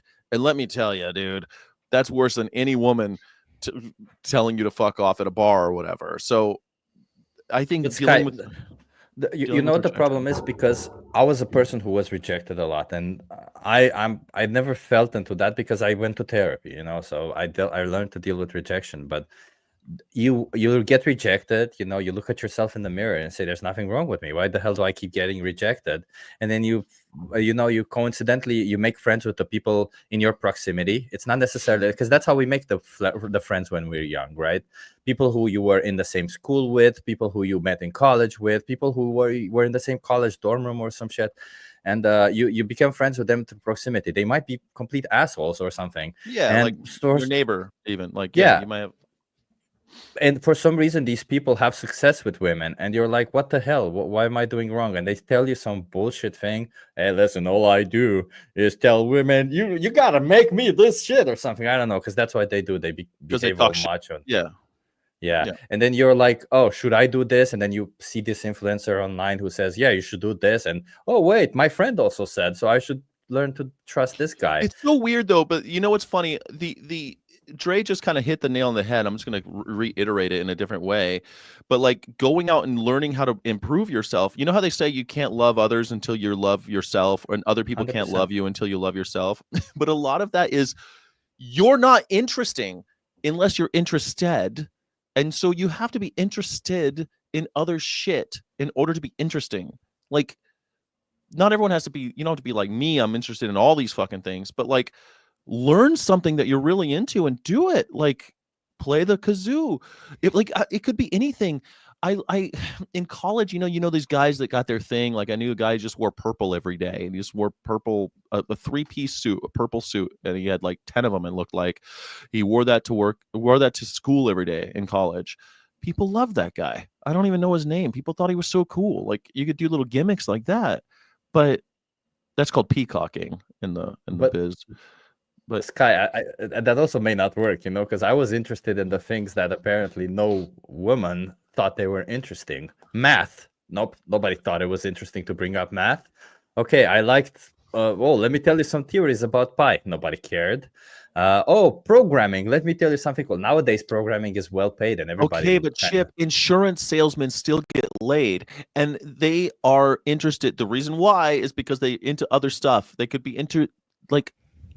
I'm going to go back to playing instruments, but I know lots of people who are in weekend bands and they play, or shit, I know guys that are animal rights is one, or poker. Some guys get into poker and they're just into that, and you're unfortunately surrounded by other dudes most of the time. But it's kind of cool that if you're a professional or a amateur poker player, it's get into stuff, work on yourself, Oh, speaking Yeah, of I mean, I've met these types of people. I have some friends who are like incels, so like I have my own take as to what's really going on here, and I think it's just I don't even think it's lack of passion. I think it's this. Yeah, I think it's what Maddie's saying. It is quite literally failure to correctly socialize, failure to ask questions, failure to have any friends who are women, failure to know how to talk to other human beings, even other men, ask them about themselves, take any level of interest in them, have any desire to learn about what they're like. I think you don't even need to be passionate about something.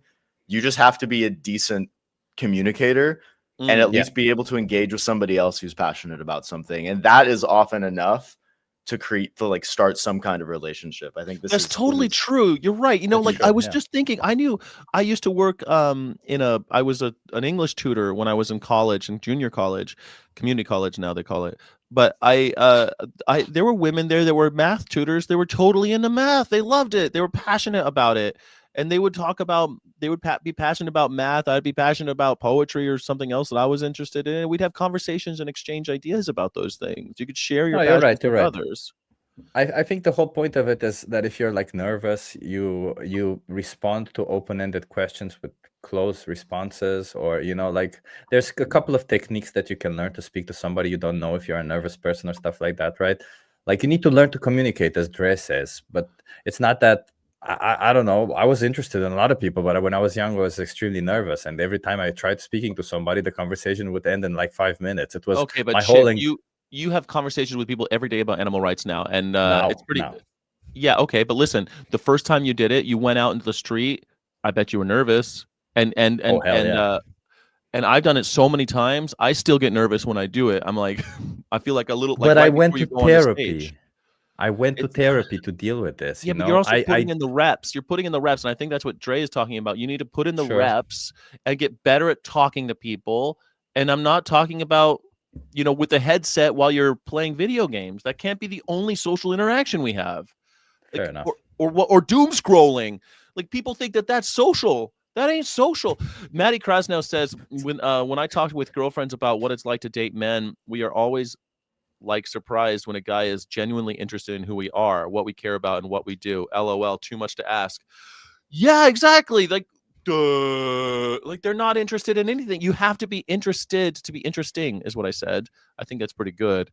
I don't know, but the reason why I thought this was a good article, though, just to get back onto veganism, I think that this line right here, dehumanization and greater mistrust of women, they could have easily said objectification, right? And I read it as dehumanization, of course, but I see objectification, and I see a lot of these manosphere guys, the men's consumption of online content, manfluencers. I think that is also, these dudes think it's cool to eat flesh and drink milk and stuff like that. Like 100%. Colostrum. Like, what the fuck? Colostrum. Sky, today I had a guy who was a young guy, and I asked him, well, why consume animal products after we're discussing how cruel it is, that they acknowledge that it's cruel and that it's wrong or whatever? For testosterone. Testosterone. Yeah, because he's listening to Andrew Tate and his brother talk about it. Like I'm telling you. That's what. Yeah, this is a problem with our movement. I mean, it's no secret that the percentage of people who identify as men who are vegan being much lower than women. This is something. I mean, I've had this problem recently talking to random dudes. They'll say things like, even if it's not the Andrew Tate extreme, you get the softer version, which is, well, I feel like I need meat for my body, you know, dude. Like if I didn't eat it, like I just feel like I can't do it, you know. And like, Dude, I got up, I was so sick. I didn't eat meat one day, and I was so sick. Yeah. So all of this is vegans are weak, but somehow it's so difficult and they can't do it, right? But we are the weak ones. So tell me about your. Tell me though. You've been talking with people, Dre, about. Yeah, this I mean, it was recently. I'm planning a trip to Japan, and I've got this friend who's he is Japanese. We were buddies in high school. We reconnected after like 15 years, and he's living in Tokyo. So we're talking, and he's asking me. He's like, you know, would you be comfortable with me eating meat in front of you? He's asking me ahead of the trip, and I'm like, well, I'll be honest with you, man. And I'm like, look, the reality is we live in a world where I'm around people eating meat everywhere, all the time, right. Every advertisement, every TV commercial, every movie, every TV show. I'm constantly faced with like the reminder that, hey, just so you know, society is not like you. Society doesn't give a damn about animals. Everyone's drinking the Kool-Aid. You are the isolated one. You're the strange one. You're the weird one. So I was like, would it make me uncomfortable? I was like, bro, I'm kind of numb to the uncomfortableness, but it will make me sad. It always makes me sad. Every time I see a billboard, it makes me sad. I see a McDonald's commercial, it makes me sad. And I you know, I tried to explain that in a very like personal way, you know, and not in a way that's attacking him. I'm just like, to answer your question, thank you for asking. Yeah, it would make me sad, but you know, you're living your life, man. I can't control what you do. And he just got super defensive. Of course, immediately got defensive, and I could even like read the messages, like, and it just became, well, I respect your moral decision, but and I'm like, bro, I didn't even ask you if you respected my decision. I never said I didn't, you know. Yeah. And it just became all of this, you know. I don't know if I could do it. And I'm like, I didn't even ask you to do it. Like, I didn't even ask you to do it. I was just saying it makes me sad. Like, that's all I said, man. Yeah. So yeah, and it just became this just. And then eventually he just stopped responding. And I feel like I've got a very soft approach, like a very light approach when talking about this subject. But we all have, right? Like we have friends that I've got old friends I don't talk about it with. I don't think about it with. I try not to, but I also tell them, like, if you're going to have a barbecue or something, I'm not going to go. Like I went to a wedding and they had a barbecue the next day. And I said, look, I'm not going to go to your barbecue, but I do want to see you. So why don't I come before everybody else? I'll have a beer with you and then I'll leave when the grill gets turned on. And so I did. That's what I did. And it's like, and I felt sad about it. I felt it's like it's a little fucked up. Like everyone, I was talking with people were arriving and I was greeting them as they came in the door. So I was almost like playing host all of a sudden. And then I'm like, all right, bye everybody. And I know people were like, why did he go? Why did he leave? And that becomes hopefully the discussion. Hopefully when I'm leaving, people will, well, he left because he doesn't eat animals. Maybe that planted some seeds even, who knows? A lot of people were asking me about it when I was there because of course they were, you know, but it's, plus I had the chicken truck. I parked had the chicken truck and I parked it in front of their house as everybody came to the barbecue. I had that chicken truck and everyone had to see it. And so they were all asking me about it. And then I left when the grill came on, and it is sad. I was sad that day, you know? I mean, why is it that they can't make one meal without exploiting animals? Like, it's so insane to me that can you go an hour without killing an animal? Like, can you go 1 hour? No, dude, I need it. I need their blood in my throat. I need to like what is this? Why can't you go one meal? One meal. I was supposed to meet some of my friends the same reason we were supposed to meet, and they're like, okay, well, I told them I only meet with them or we having a potluck or something if it's a vegan potluck, and they said okay, and then they made an Excel sheet with all the foods that everybody's gonna make, and wouldn't you know it wasn't a vegan potluck, it was a vegetarian potluck. And I told them, wait, listen, if you guys want to pretend that this is okay, but I'm not going to pretend. So if you guys want to do this, do it, but without me. I'm just not going to be there. And they did it without me in the end. But I've lost friends over this. This is a weakness, though, isn't it? This is like an extreme level of a lack of discipline. Like, this is like the greatest weakness I see in people is their inability. They feel like something's wrong, right? I respect your moral decision. The word my friend used was, my Japanese friend, he said, I don't want animals to live in a Holocaust. He said that to me.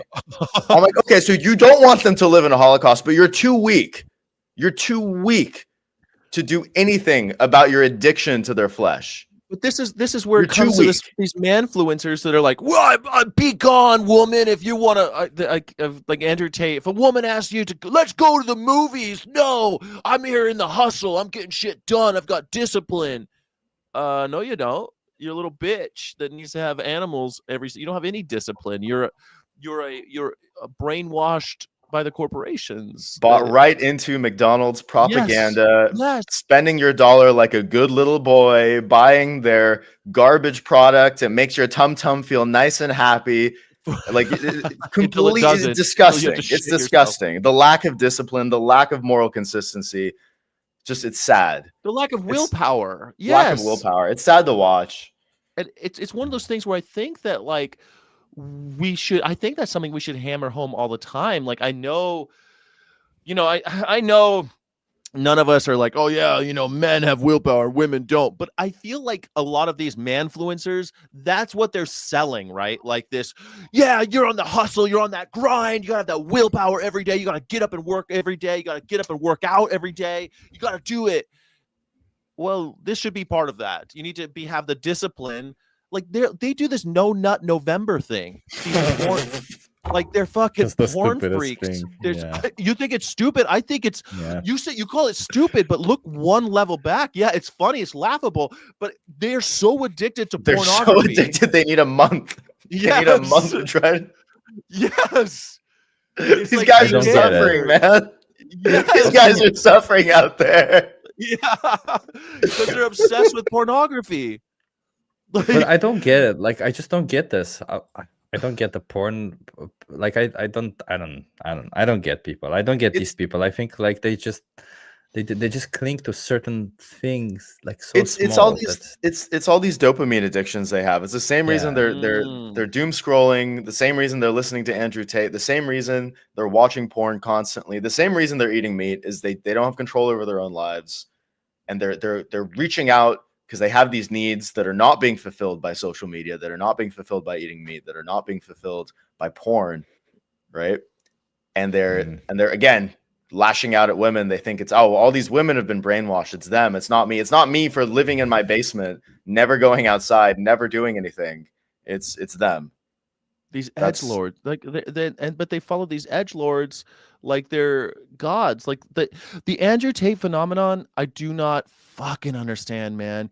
He's just another con man. I guess I don't really get the Elon thing either. These guys that are like all in on Elon, like Elon, like he could do no wrong, or the Trump cucks. I don't get it. I don't get this. Like, if you have a flag of another dude's name on your car outside of the election, like during election year, I get it, right? I understand you want to support your candidate, but after the election, you're still waving the flag with another dude's name on it. Kind of faggy. I mean, like it's a little.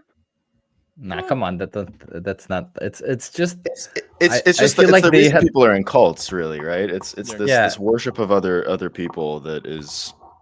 But I also feel like they don't really have any clear identity of their own, right? So in line with what Dre is saying, they don't really understand their emotions. They don't really understand themselves. They don't know themselves. And it's also in line with what you're saying, Sky, that they should learn about themselves. And because they don't have a clear identity, what they do is they cling on to these pseudo identities, right? I'm a Trump supporter. I'm a Andrew Tate. Maybe if I put this on my car, others will know what kind of person I am, and I'll belong to that group.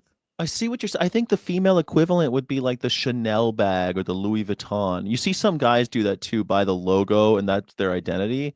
I feel like that's more of a woman thing, to buy a logo and they buy into this identity, this thing that I have a Chanel bag. Like, I'm good. I have one of those. I feel like it's almost like that. They have this. They've signed on to the brand. Apple's a good one. Buy Apple for the same reason. Yeah, that's why you buy it. No, that's not why I buy it, you dick. I buy it because they have good software. They have good software. Yeah, sure. They have good software. Yeah, so good software. They have good software. No, they Romania. They have. Andoni says, "My dad's so into Andrew Tate. It's so frustrating." Oh my god, that sounds like torture. I don't know how. God, that would make me crazy. And he's in his 60s. Man, when Yeah. my dad was in his 50s or 60s, he was really into that's the other thing. My dad was into Bill O'Reilly. If you remember, Bill O'Reilly's still around, but he was like this conservative talking head on Fox News. He was the big one on Fox News. And but he didn't like put a bumper sticker on his car and like I don't know. He watched Bill O'Reilly every day though, 5 days a week. But man, it's different now. It's much worse. But it's different because of social media, because that's the thing that social media does, right? You go home and you get the impression that you're connecting, but you're not really connecting with anyone. And your body, you still crave connection. So what you do is you find groups that you feel like you belong to, because that's how you get some form of connection. And then you attach a label to yourself. And it may not even be that you align with those values. Like a lot of people who are pro-Trump and like you've seen these interviews all over the internet nowadays, where they ask them literally everything about Trump, and they don't agree with anything that he did. They don't agree with anything that he does, but they still defend him and still want to be in there because they want to belong to that group. People no longer feel like they belong in groups because they go into social media where they isolate each other. Yeah, and Carl Sagan, I keep on going back to the quote about like it's so painful to accept that you've been bamboozled. It's really difficult once you're in the bamboozle to get out of it, because it's that painful to admit they did a number on me, you know? Yeah, I think you're going to see a lot of that happening. You know, took me a year to start telling people how much money I lost on cryptocurrencies. So I'm definitely don't get me started on NFTs. Oh, my NFTs. I don't want to talk about NFTs. I'm a big fan. I still think NFTs are going to be cool someday. I wish they'd come back. Just keep holding on. You know, I'm holding. I'm not buying anymore. I haven't even looked at my. I thought that I thought that Meta and all that stuff with the we're not wearing goggles. Maybe when it comes back, we'll have NFTs online, and maybe we will decorate their digital spaces with NFTs. I don't know. Maybe I don't know. Who knows? Well, I think that if in the future, if we have money again, because I think the problem with NFTs, no one has any money. No one has disposable income. When people are rich, they start buying crazy shit like tulips in Netherlands, right? Like. The idea is a good one. NFT is a good idea, right? Because how do you define ownership of something? I like the idea. So why shouldn't you be able to own concepts or stuff like that? That's a very good idea. I like it. Well, Karina plays that game. She loves the Pokemon Go game. I'm sure you all are familiar. And it's wild to me that those aren't NFTs. Like, it doesn't make any sense to me that when you catch a Pikachu or whatever the fuck, that should be an NFT that goes into your NFT wallet. And it's on the blockchain. It makes zero sense to me that it's not. I can tell you why, Sky, because it needs a fuck ton of computational power, which would imply a lot more money, which would probably make the game way more prone to, because I think right now it's a freemium, but it would require a little bit of Okay, but imagine a world where, okay, first of all, it's getting cheaper. A lot of this technology is getting cheaper. Imagine a world where you catch a Pikachu and that Pikachu's an NFT. You are now a proven owner of that one Pikachu. There's only one of that type of whatever, because there's only one of the NFT. And then you could sell it through whatever digital currency is available through, we call it a Pika chip, a Pika coin, you know? And now they're making tons of money based on on that meme coin. That meme coin, it doesn't have to be Bitcoin or whatever. It could put on the Ethereum platform and have a really cool meme coin that isn't just a meme coin. You could actually buy something with it. What can you buy? Pikachus or whatever, Pokemons. That's what you could buy with it. And instead of having freemium where you're using US dollar and all of these other things, because Pokemon goes everywhere, you have to buy these coins, and these coins are on the blockchain as well. That would be, I don't know why you say it's just computational, but man, that would be groundbreaking. It would. But yeah, it's just that, so like with the blockchain is obviously it's just a concept, but every coin has a different algorithm, the way it works, the way it checks everything. So for example, the reason why Bitcoin is so expensive to mine is because it requires immense computational power nowadays to do. Whereas what was it? Litecoin is one that you can easily mine. It doesn't take a lot of computational power. Ethereum is also Ethereum 2.0 now is kind of the same. So yeah, it depends on the thing. I'm not sure with NFT but if it's the same. You could put a isn't Doge is its own chain, but but you could put coins on Ethereum, and you could have a sub coin on Ethereum based on the Ethereum chain. Yeah, 100%. Yeah. So you could easily do a Doge type coin on the Ethereum chain.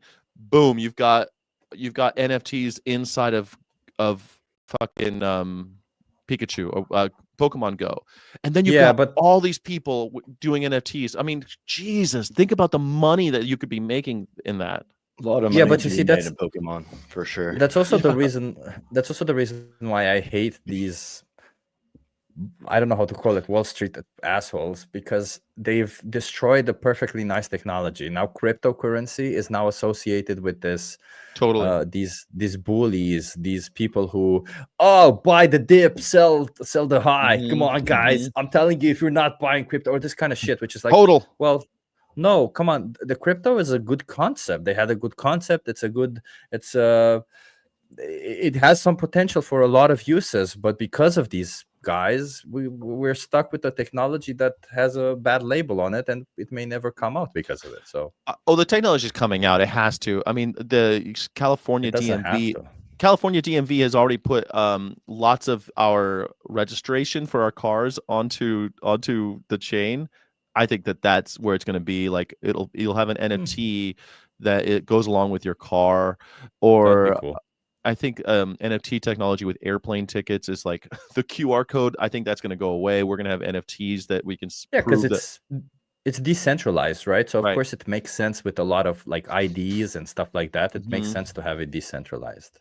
Yeah, it's to me wild that we're not using NFT technology just in the way we sign in with NFT stuff. It's just like, I don't know. It makes no sense to me that we're not. And I think if mass adoption would happen if you had Pokemon Go as an NFT. It's, I think, crazy it's not. It's insane to me that it's still going on. I didn't know. Like I knew that when it started, Pokemon's a lot huge. of people. It's the largest, but I didn't know that Pokemon Go. Largest in the world, yeah. But Pokemon Go specifically, I know that was a really big deal at the beginning. They were showing on the news how people were just walking without even realizing where they're walking and stuff. But I didn't know it was still a thing now. Bro, I was in Vegas when it dropped. It gets people outside, you know.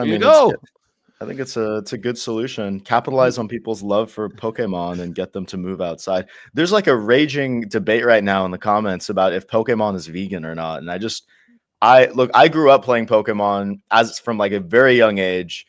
That was like kind of my life as a young child, was like playing Pokemon video games. I'm still kind of a fan, still a fan, and like I think if not for Pokemon, there's a decent chance I would have never become vegan. Really? And I've talked to, I think so. I think there's a decent chance. If not for like 5-6-year-old Dre playing Pokemon games, where all these animals are super intelligent, they're super sentient, right? Smarter than a lot of them are, like actually more intelligent than humans, more feeling than humans. Where you're interacting with them constantly, and then it got me thinking. Like I remember, like when I was a kid and I was like raised Catholic, one of the first things I prayed for was for Pokemon to. I was like 5 years old, mind you. I'm like, let's make Pokemon real. That was like I remember that prayer. I remember praying to God, hoping that Pokemon would become real. That's how much I loved it. And and now you have all these people, I guess, in the animal rights, some people in the animal rights community saying, oh, well, Pokemon is like, it's deleterious to animal rights because you're exploiting the animals, you're exploiting the Pokemon, you're enslaving them, you're making them fight each other, you're capturing them. It's like cockfighting, but with, magical animals, right? But they're magical animals. To me, that's it. That's it. There it is. They're magical animals. They're not. Yeah. It would be weird if they were cocks. If it were like chickens, yeah. Yeah, if they were roosters, whatever. Yeah. If it were like cockfighting and you were out there and they made this whole universe about cockfighting and you were fighting digital cocks, that would be annoying to me, Sure. Yeah, but I mean, the thing is, I'm gonna. This is gonna sound like some serious cope, but I'm gonna try to defend it. Look, in Pokemon, they're consenting. If you watch the show, they're consenting individuals. They can decide whether or not to be captured. They can decide whether or not to battle. They don't have to do it. That's what the They're movie's choosing about. It's weird. That is what, that is the movies, but it's also like in the games. It's also in the show. Like they can, if you knock out a Pokemon in the games, right? You can't capture them anymore, even though they're just fainted. They have to be like awake, cognizant, and decide to go with you. You can't, if you don't have a certain number of badges, if you don't have the respect, they won't listen to you and they won't battle for you, right? So these are things in the game that's like you have to separate Pokemon from animal because they're kind of more communicative than humans. They're more intelligent than humans. They can teleport, they can control things, some of them. But seeing like quasi animals in that light, at least, turned me into this animal lover, turned me into a like I was 7 years old and telling people we shouldn't be eating animals. You know, there's no like 7 years old saying that stuff. And it didn't come from anywhere. It came from my obsession with these video games as a kid. And as Karina's saying, Mewtwo literally talks about how humans and Pokemon are animals. He's the first Pokemon activist. There's also games where there's Pokemon liberation activists. Like, oh wait, Dre, I was about to say, I did not grow up with Pokemon. I grew up like Pokemon I was a little too old for it when it came out. It just wasn't for me. But because I was collecting something else that started with a P. But the all right, Mr. Never Rejected. No, he rejected others. That was his difficulty. How to reject others. Well, I was never rejected by a Pokemon, so how about you're never rejected by a Pokemon. Amazing. But Karina made me watch the motion picture, or I think it's called the first Pokemon movie. It's actually called The First or something. And the opening sequence is Mewtwo exploding, like destroying with bombs and shit all of the the labs that were experimenting on Pokemons. And I thought, wow, this is off to a crazy start, like straight up. And I assumed that everyone in that lab was murdered. I couldn't believe that this is how this movie opens. And by the end, they do talk about how Mewtwo has misread the Pokemon guys. Like Ash goes, Pikachu's my friend. He doesn't do what I say. He's like, we're together. We're simpatico. It's a little bit of a stretch, like you said, but you're right. I think you're right. I had to reassess my preconceptions, my prejudice when it came to Pokemon, and learned. So there's something valuable. There's something valuable there, right? With that said, I think it's a broader thing about video games, and it goes back to like the carousel, right? The carousel and the mechanical horses and the mechanical bulls. Wouldn't you rather have people doing this in a video game than in real life? Like people are doing all sorts of awful things in games. Like you could Call of Duty, you're just shooting people nonstop. Like that as an outlet seems a lot better to me. And the idea that violence in video games has any sort of causality with violence in real life has been thoroughly debunked. It's not real. It's not real. It's not real. So. Have you guys played? You guys say that with such confidence. I have to push back a little. I'm sorry. No, there's studies, guys. This has been looked at. I've seen plenty of studies about this.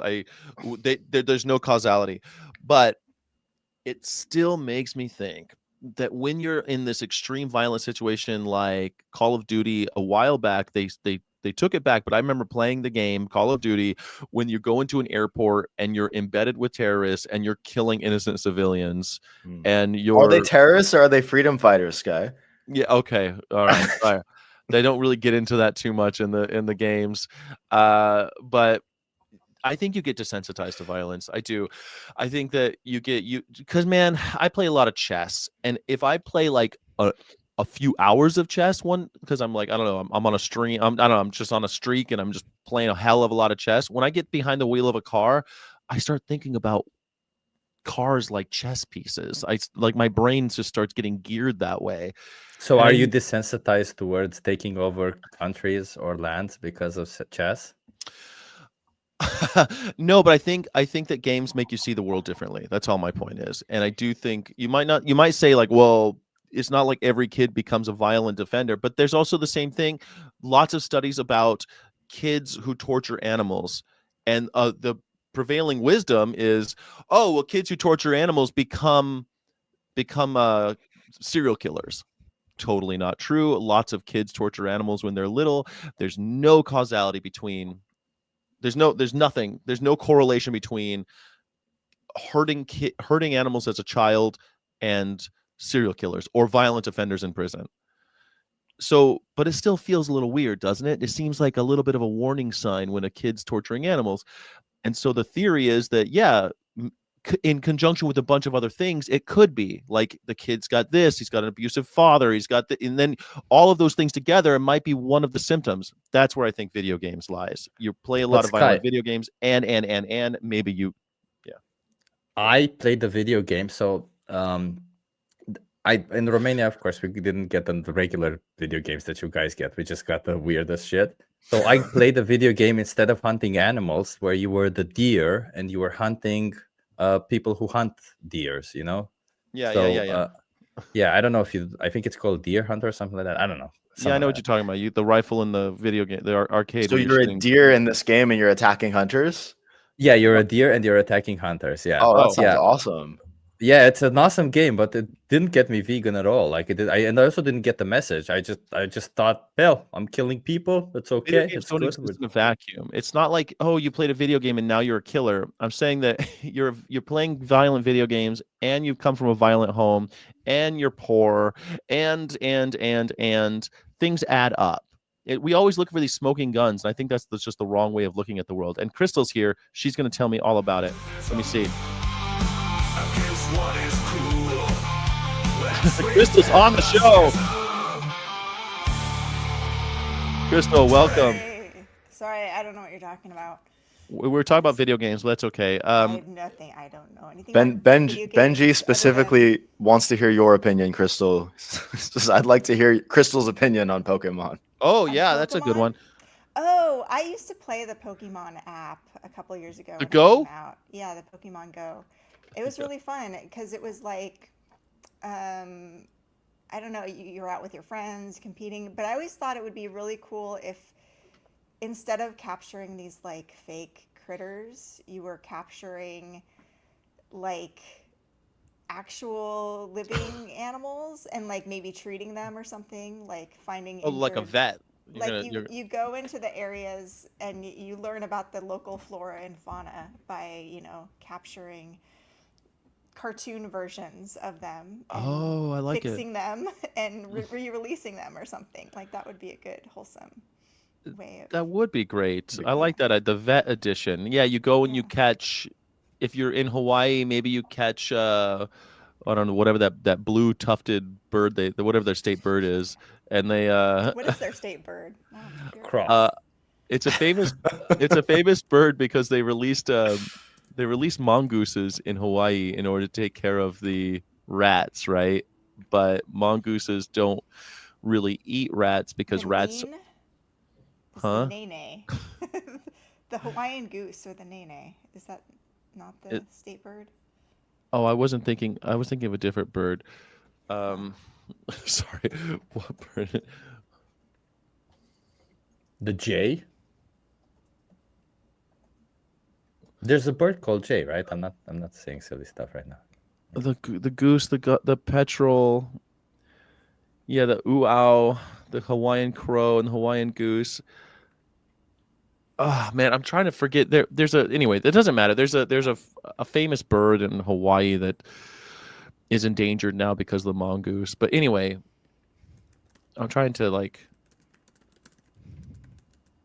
Anyway, Crystal, you're saying we'd find those birds and we'd rehabilitate them and set them free again because we are. Yeah, that would be like the healthy Pokemon. That would be cool. And wouldn't that be fun? You learn about the local nature, and you could even capture plants and things in the area. Like you go. But how would you learn about the local nature? Would that mean that game would have to have a specific version for everywhere they get sold? Yeah, I mean, because I thought that was how Pokemon Go was. It's like, if you go to this area, then you'll be able to capture this Pokemon, and you could just do the same thing with like the local birds and the local plants. I've recently had it explained to me. So there are if you're in a place where there's more aquatic animals, you catch more aquatic Pokemon. But there's also if you are in, I don't know, Phoenix, Arizona, every once in a while they'll do drops where even though these animals aren't found there, we're going to drop some in your area if you go out with your Pokemon Go app. so I think that there's some of like that, but you know, it's difficult to. Yeah, Crystal, your microphone is a little bit on the low side. I'm gonna turn her up right Yeah, now. my Shure microphone wasn't working. Is this? I got don't do anything, Crystal. Okay. Don't do anything. You're gonna fix it? I'm trying to. I just set it to automatic volume control on you. Hopefully, it'll bring you up. I think there's also areas like certain Pokemon that in Pokemon Go at least that are only available in like one country, and you have to like either travel to that country or like trade with somebody from that country to get. But yeah, which is why it should be an NFT project. I don't know like why it's not. Since Crystal's here, I think Crystal's the one who sent me this. It was the you guys saw it was the Oscars, and Crystal lives somewhat near the Oscars. Not to dox Crystal, but she's in the vicinity of the Oscars. She lives in the building that they make the Oscars. She lives in the Dolby, and the main room. For today's purposes, Crystal lives in the Dolby Theater, right on Hollywood. And here's something that happened at the Vanity Fair party afterwards.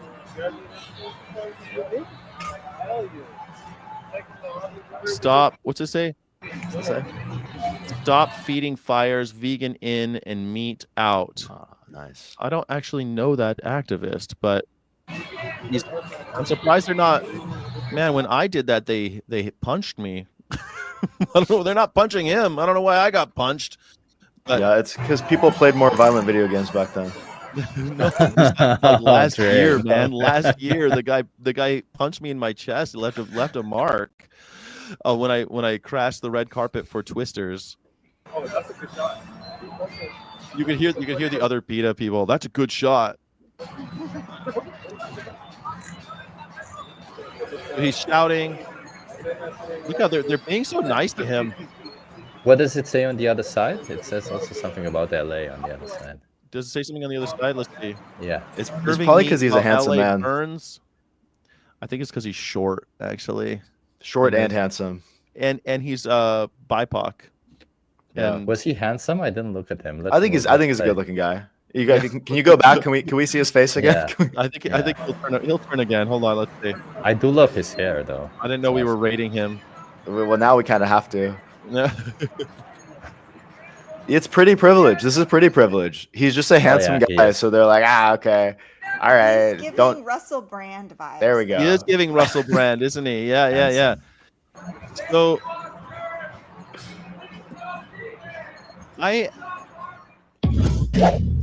Okay, so I have a feeling that everyone will have opinions about the efficacy of such things. Oh, he does. Oh, you know who that was? I know who that was. It was the artist Praxis. That's who that was. I don't know him. He does. Really, Praxis? Am I the only guy who follows the art world? I thought it was. There's a store called Praxis here in the Netherlands. At Praxis, images. Hold on, I'll show you. Now that I didn't know this was going to be an artistic stream, we did Shepherd Fairy. Now we're going to talk about Praxis. He did the murals of. Here he is. Wear vegan, wool is cruel. He does lots of vegan artwork. Oh, these are really cool. What does he look like? Can you get one where it shows him? He never shows his face. Oh, but that was him. That was him. Yeah, that was him. For us, oh. That was definitely him, but he never shows his face. I see. I think the reason, because he's a graffiti artist, I think that he's not, allegedly. Sorry, that was probably him. That was probably who that was. But yeah, sorry, but great artist. Do you think that holding signs like that is a good thing for the movement? Do you think we need to be at the holding signs is fine, and I wanted to get more people together to do some sort of peaceful demonstration. What happened to her? Crystal's gone. Okay. Big Ag finally got her. Finally got her. Okay, so she just disappeared. What do you think, Dre? Do you think what do you think holding signs and doing all of this? I think there's probably a time and a place where it's if it's a high visibility event, maybe you get some more people thinking. But I think if you're being loud or really disruptive, or if you look aggressive in any type of way, it's probably maybe a net negative overall. I think you want to look as Especially if kind and there's peaceful. especially if there's no image of an animal. I feel like if it's just a message, it means not a lot because people kind of already are aware of the things we do to animals and how bad it is. But if we had an image of like a tortured animal or something, I do think it could send a message where people get to thinking, like a pig in a cage, I don't know, a slaughtered cow, something like that. Just people go like, oh shit, yeah. What do you Maybe think we about the should eat message then? animals. What do you think about what you had? Eat meat, like eating meat while LA burns, or meat in, meat out. I forget what the other one. He said I serving like meat the while LA burns. I like the while LA burns. I think like it can get some people to thinking, wait, what did this guy mean? You know? Like, wait, I mean, does, do you think? I mean, isn't that too abstract? You're really hoping that people will but you know, Sky, when I see a sign that I don't understand, I Google it or I ask I ChatGPT think these you're in the days. minority. Oh, I just okay. think you're in the minority. Don't you think you're in the minority? You think I mean, other people are doing that? what's Yeah.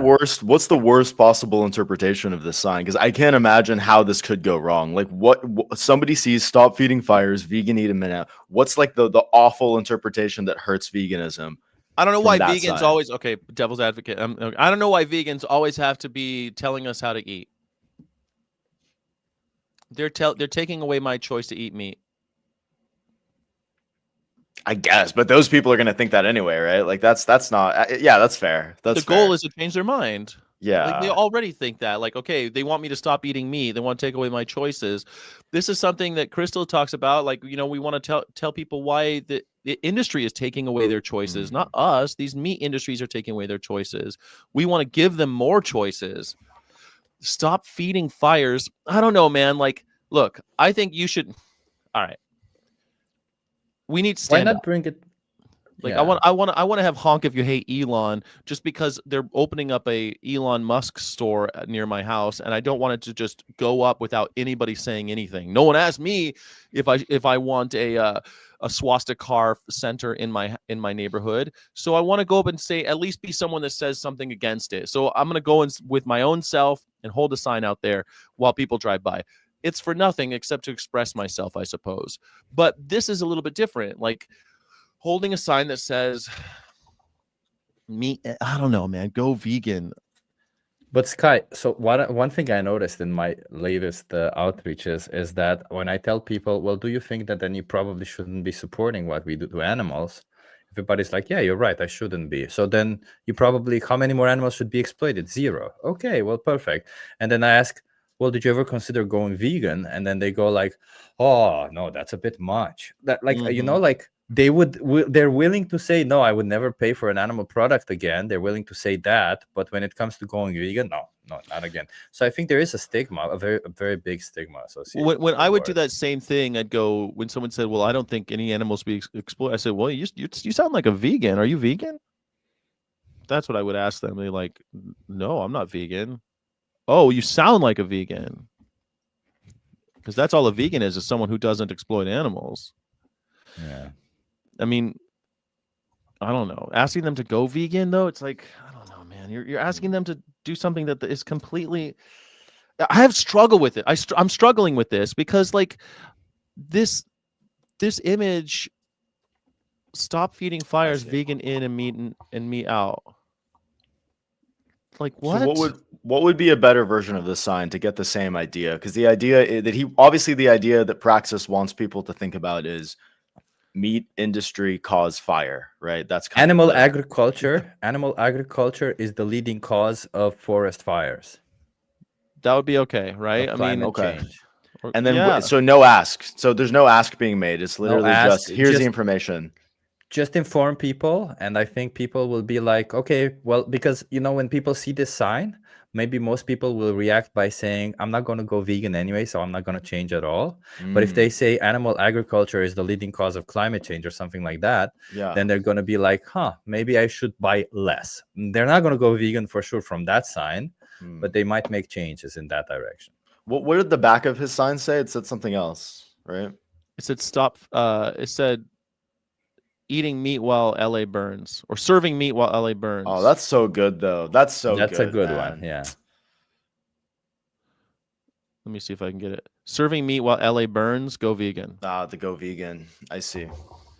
So there's another thing here too. So it does also make someone just said that I've been wondering, Pro Peace says, I've been wondering if go vegan is a good message on its own, because whenever we say that, people react with resistance because it doesn't make the case for or explain why it's important. Here's the traditional criticism of go vegan, in quotes, is that it positions the movement as a diet. Like going vegan sounds like it's a dietary choice. Yeah. And that's kind of how we put it out there throughout the years. So just saying go vegan to me is like change your diet, which is not a rallying cry of a movement. Change your diet, does not really do much. And end animal exploitation is a mouthful, right? So I don't know. Stop using animals is a good one. So is the idea to make them kind of on our side without asking them to do anything? Then just like have them be like, yes, you have the moral high ground. We agree. Abusing animals is bad, but I'm not going to do anything about it. Is that really just the? I think the point is for them to make some changes, to acknowledge that the fact that they're consuming animal products is wrong, and then to start making changes, or at least think in that direction. Because that's what we want, right? There's no point, like you can't possibly hope that from somebody sees a sign and they go vegan from it, but rather that sign reminds them that maybe they should go vegan, right? That's what we want. That in the end, they think, maybe I shouldn't be buying any animal product.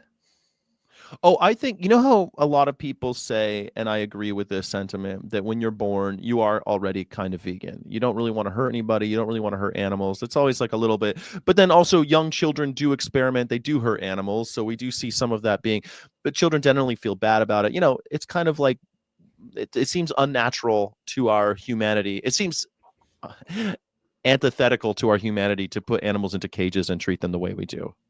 So I feel like most people are walking around feeling that way anyway. And if we can show them that there's a direct line between their feeling of, you know, fair play, equality, non-oppression, you know, liberty, that type of stuff, and we could show them those lines, I think that people will adjust differently. That's how they got rid of slavery and fought a war. But England didn't have to fight a war over it. They literally just came to terms with liberty and the idea of it. So I think that that's a big, I don't think we need to tell people. You're saying like, I love it's so hard, dude, because what you said, Dre, was like, so we're just not going to ask them to do anything. No, we're asking them to behave in a way that aligns with their own values. And that does include the diet. Maybe we should remind them of their values. That's the one thing, remind them of their values, because a lot of people already have those values, as Kai says. So maybe the signs that we need is exactly signs to remind them, hey, that the values that they still have. And I know that we want to think, because I saw Pro Peace said that we should mention the word vegan, because if we mention the word vegan, it kind of brings it back to their personal responsibility. But I think that if you remind them of their values, people will make the connection with their personal responsibility to some extent. And either way, if not, they're doing something, because if they see the word vegan and they immediately reject it because they don't want to change their diet, as Kai says, then it's not just their diet, I guess, because Dre, we talked a lot about, and I love talking with you about these things, especially because of your background, but the idea of Trump being a Russian asset, or these things are out there. These authoritarians are already making moves to that are, you said deleterious earlier. There's deleterious to our liberties, right? They're making it so that we won't value our liberty anymore. And people, you hear it, people are repeating corporate lines. We've been doing that for years. I've got jingles and slogans that are stuck in my brain from TV ads that I saw as a kid. And now they're repeating politicians. They're repeating the politicians over and over again. You could hear it when they say criminal migrant and all these, or using IED instead of booby trap, or Yeah, they that's what they do, and then they put it out, they disseminate it through their media outlets, and then the people start repeating it. I think that the role of the vegan is the role of like Angela Davis, where she's talking about revolutionary ideas and thoughts and standing up against that. Don't repeat corporations, don't repeat slogans, don't repeat politicians, question authority, stand up for liberty, resist. Like that should be the message of veganism, I think. Like veganism's a small part of that in a way, but it's the biggest one. Yeah, think for yourself, huh? Yeah, think for yourself. The biggest victim is the animals. If you think for yourself, you're vegan. Like it just seems like this is the only choice for thinking people. We need to wake people up.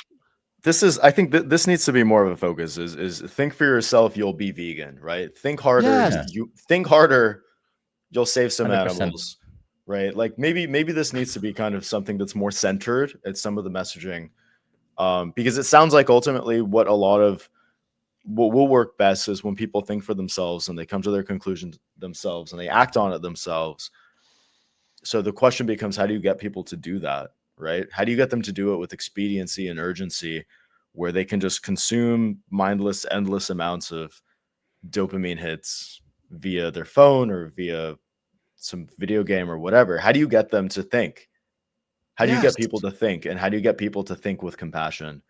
Well, part of it is looking behind the curtain of Wizard of Oz, right? You have to show them a little bit about what's happening. Yeah. So this is why I don't mind the slaughterhouse footage and stuff. But what do you do with that, I guess, is the question. Like you can look, Toto can pull back the curtain, but if you're just doing what the wizard says, like you haven't won any war, you haven't won any battles. So some of it has to be like revealing these machinations of these Machiavels and these Machiavellian machinations. Like we have to show them that these corporations are fucking you. They're taking your money. They're killing your kids. They are tearing down the rainforest, just like the rainforest thing we talked about earlier. Bro, like as a child, heard my whole life. The first poetry contest I ever won was at a Earth Day celebration where I read a poem in front of everybody and I won an award, like as a child.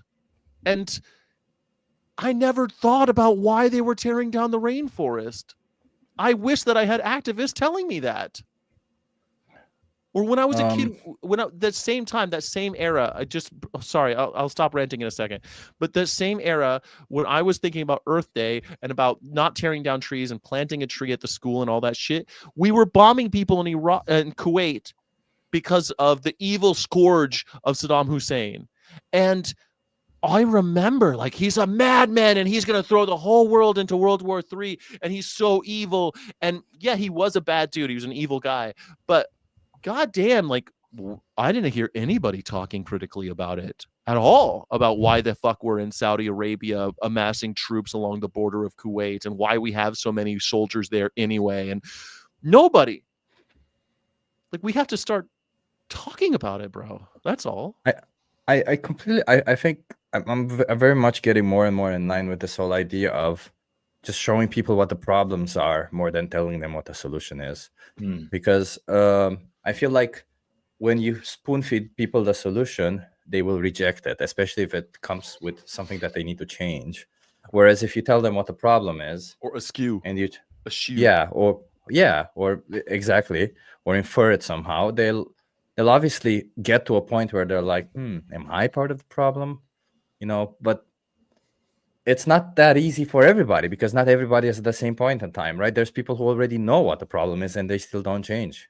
I mean, what about with like other forms of, I feel like one thing that we've done a fairly good job of is convincing people that climate change is a problem. I think this is something that by and large, most people understand climate change is a problem.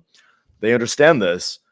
They understand that fossil fuels is a major component. They don't seem to understand that animal agriculture is probably the largest component, but still, even understanding fossil fuels being a component, there's not really much of that next step yet, right? People aren't doing much about it. People are They're not walking to work. They're not biking to. Maybe in the Netherlands. I'm sorry. Yeah, maybe but in the Netherlands. But that's because They they've bike, been yeah. that's Yeah. because minor changes at the personal level have been proven to be bullshit by like our failed recycling programs. In Florida, they're not going to recycle anymore. They're just not going to do it because people have realized it's bullshit. They're not recycling the plastic. They're not going to pick up. They're going to put it all in one. We're going to landfill it. We're But landfilling it's also everything that, together. well, the leading cause of climate change is fossil fuels, not animal agriculture. Animal agriculture is the leading cause of climate change when it comes to food. But the leading cause of climate change is fossil fuels and our dependence on it. And the problem with that is that that's not something that a consumer can change. That's something that we need systemic changes to change. And when we place the blame on the consumer for that, we are placing the wrong blame, right? So we've been working on this blame the consumer thing for a while, and then we realize it doesn't work and it's wrong. So now we as animal rights activists, we say, well, for this, the blame should be placed on the consumer. I don't think it should be. Look, this is the problem right now. Well, it should at least partially be blamed. Well, hold on. Let me just. I agree with what you're saying, but I think that the framing is wrong. I agree with everything you just said, except that the paradigm is what's so fucked. We're blaming quote unquote the consumer when what we should be asking is how do you comport yourself as a good citizen of Earth, as a good Earthling? How do you behave as a human being? If we are the species that takes responsibility for its actions, we are the species that can see the damage we're doing, and we're the ones that are supposed to be kind, like the word humane. Like we're the ones that believe these things.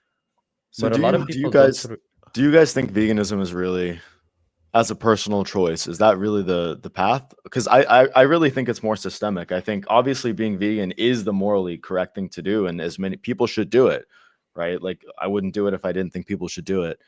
But it seems to me that it's really cracking down on what these corporations are doing by convincing people they have to eat meat, by getting government subsidies and making meat so much cheaper than it should be. That's, I think, where the problem is. It's the systemic issues, and then obviously, ultimately, ideally, banning animal agriculture in any form. I don't know if this is something you guys. Well, I'm hoping you agree, but this is something I think we should be trying to do. But yes. Dre, we're at the point right now where while the problem is systemic, we cannot possibly change the system if we don't have more vegans. We can't change the system if we can't acknowledge that the system is the fucking problem, man. Like what you just described about like the what did you say, Dre? About how they fooled people into buying and thinking that flesh was necessities, right? And the governments have played a role with that through subsidies. So they're taking our money and subsidizing these corporations, and we're all complicit all of a sudden. That is fucking fascism. When you have the corporation is no longer in league is in league with the government, and instead of with the people. The government is supposed to serve the people, and the corporations are supposed to serve the people. But instead, what we have is the corporation and the governments are serving each other, and the people are left out in the cold.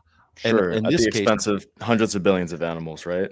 Right, and also millions of lives. I'm like when I see the old McDonald's, they have like over 50 billion burgers served or whatever like that. I'm like, how many animals is that, and how many humans have you killed by serving people shit? Like, how many people have been killed by McDonald's? Not by just eating, but like also. Anyway, yes, at the expense of us all, of all the poor and disenfranchised, let's say, those who aren't part of these corporations and government.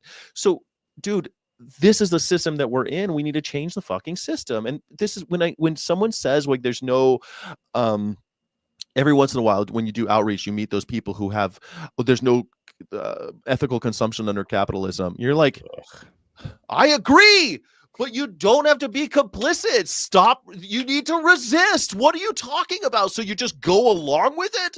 If you believe that there's no ethical consumption under capitalism, great. Then fucking do something. You don't believe that? No, I don't believe that's a fair sentence. Okay. So I don't what? believe that to be factually true. I believe there are ethical ways to be under capitalism. It's just a cop out to say there's no ethical consumption under capitalism. And I don't just mean for veganism. I mean it for every other systemic issues that we have. It's a cop out of not improving the systems and just blaming it on capitalism. That's what I'm saying. What you're blaming on the system though that we're in, why do you think that it's not? Why do you think that it's not? Why do you disagree? Because I'll tell you why I agree. I can give you an example that would be an ethical consumption under capitalism. Like, let's imagine whatever person makes a book that makes everybody's life better, just sells that book. That book is printed and made by people who get paid a fair job and fair wage and everything. You're not describing capitalism. Capitalism. What do you mean? That could be under a capitalist system. Why would that not be under a capitalist Under system? a pure capitalist system? I don't think so. Like a true capitalist system? Not to all true Scotsmen here, but also welcome back. Okay, maybe I'm misspoken. Can you please explain what do you mean by a true capitalist system? Maybe I don't know that. I don't know. True free market, no government intervention in the market at all, no minimum wage. Oh, is that what we mean when we say that there's no true no ethical consumption under capitalism? Because I don't think that's what we mean, because we don't have that anywhere yet. Yet people, when they refuse to buy animal products or stuff like that, they make this claim because they're just saying as if as if they're just trying to make themselves feel better about not living in accordance with their ideas. It's the same reason they say things like, oh, well, you can't. Oh, well, you buy stuff from Amazon and that results in people being killed. So I'm not going to go vegan because you have a phone. You have a smartphone, so I'm not going to go vegan. What? Right. What is a false equivalency here, right? But if you're against capitalism, and I agree that the system's totally screwed because it's a system based on exploitation. Capitalist system is a system based on exploitations. Those who own capital and the means of production are able to make money. Liquid is what separates you from actually the ownership of that capital. But if you collect enough, like it's Pokemon, if you collect enough liquid, then you might be able to buy capital, which is a bullshit carrot that they put in front of poor people's faces, while the rich who were born rich continue to get richer. So capitalism is just completely, it breeds corruption. It's problematic. So if you are on that train with me, then you should be vegan. You should be resisting these corporations who are trying to convince you that the price of that eggs implies that like people have the self-discipline to change their habits based on that's what we're talking just about. Arguments, which they don't. And yeah, the meat industry knows how to change people's habits. We think we can just logic bully people into changing their habits and making good arguments while being super cringe. And that's not how it's done. And the meat industry is just laughing at us because, oh my God, these people cringe? think, yeah, that's a little cringe. Like, but we're not cringe. Being cool here, and we need to learn to be a little bit cooler about how we go about doing this. What's the coolest way we should? What would be, Crystal? What's a cooler way of doing this? You're asking the wrong person. You're pretty cool. You're pretty cool. I don't know. I think everybody in high school would disagree with you. But Crystal, what would you consider a cool way of doing activism? Because I feel like you criticize a lot of methods of activism, but you never actually say which method you actually agree with. Well, it depends. Okay, so it depends on what your deal is, and I think everybody can go about it in different ways. And here we have this brilliant artist, right? Who is going in there with PETA branded signage and just like disrupting, being the outcast, not being like the cool outcast, like the brave, like we always want to be like the brave one who like enters a room and gives this eloquent speech. And like everybody goes, wow, that was really brave. That's not what happened here. Like he was strong arming his way in here, using not like he could have used some of his brilliant art that he's done, but no, he does this like just corporate made sign, PETA corporate made sign to like make his point. PETA's not corporate. Come on. I mean, PETA is so corporate. They How much? raise billions or millions of Like, dollars every They're year. I pretty feel like corporate, yeah, PETA is the no. closest thing to corporate. That it's the largest animal rights organization to be the. I And think. Am I the only one on stream who's been hired and fired by PETA? I think that so. That's yeah. Yeah. I worked for PETA for I think 15 months, and you're saying PETA, your experience with PETA was not like it was corporate at all? I have mixed feelings. Corporate. Did you not feel like there was a bunch of bureaucracy? Of course. Large organizations are going to have that. I don't want to get into a whole anti-PETA thing. And guys, but, I'm not about we're not hating trying- on PETA either. I love what PETA does. I just think we should criticize the way that we're going about this. Sure, and absolutely. So what do you think we should have done? You wanted to do science. But it depends on the strategy also, right? Because if that person going in, maybe their strategy isn't even to for the public to actually make a message, right? But rather all of these Hollywood elites who they sit in there and they think so highly of themselves. Look at me, like they used to drive a Prius, and I'm like, I'm better than you because I drive a Prius. I'll tell you what the strategy is, just to put that. Like maybe PETA's strategy in this case is to get press, and if they can get that guy on the news, that means millions of people potentially will see some conversation about animals happening. Because if you turn on the news, there is no conversation about that. They're talking about the price of eggs, not about what's actually happening in the production of eggs. So if you get somebody out there on the news, at least you get the conversation going. That's the whole strategy when it comes to these. But okay, do you want to like, what might he say and do that would get all of the Hollywood people there and all of the press to be like, bravo, sir. Yes, absolutely. And that would be to somehow slam Elon Musk, which I think we had great ideas for how we would do that. And it would be like the Oscar for worst animal cruelty goes to Elon Musk, and have some brilliant sign. All the press would eat it up and love it. The Hollywood elite would love it. Honestly, it might not change the minds of the people who are the Doge fans, the Joe Rogan fans, all of that. But it might make Joe Rogan and those people go like, wait, what is this Elon Musk animal cruelty thing? And it's like, here's Elon Musk. He was talking about, on Joe Rogan's show, even like, oh, these awful studies that are being funded and stuff. Meanwhile, he's literally doing those same studies, like he's doing his own studies. That's true. Let's start this conversation. And I think Elon Musk is probably pretty upset at how animal research slows down the development of Neuralink.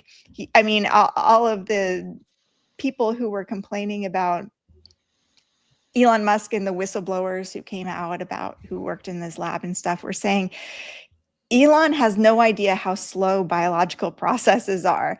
And like, we needed to do this study in order to get FDA approval. And he's like forcing things, trying to make things happen. But animal research is inherently slow. That's the thing he should be doging, get rid of this requirement for animal research if he wants to expand Neuralink. So get that conversation started. And I think a great way to do that would be a simple sign that says, and the Oscar for worst animal cruelty goes to Elon Musk. And you don't even have to disrupt a party to do that.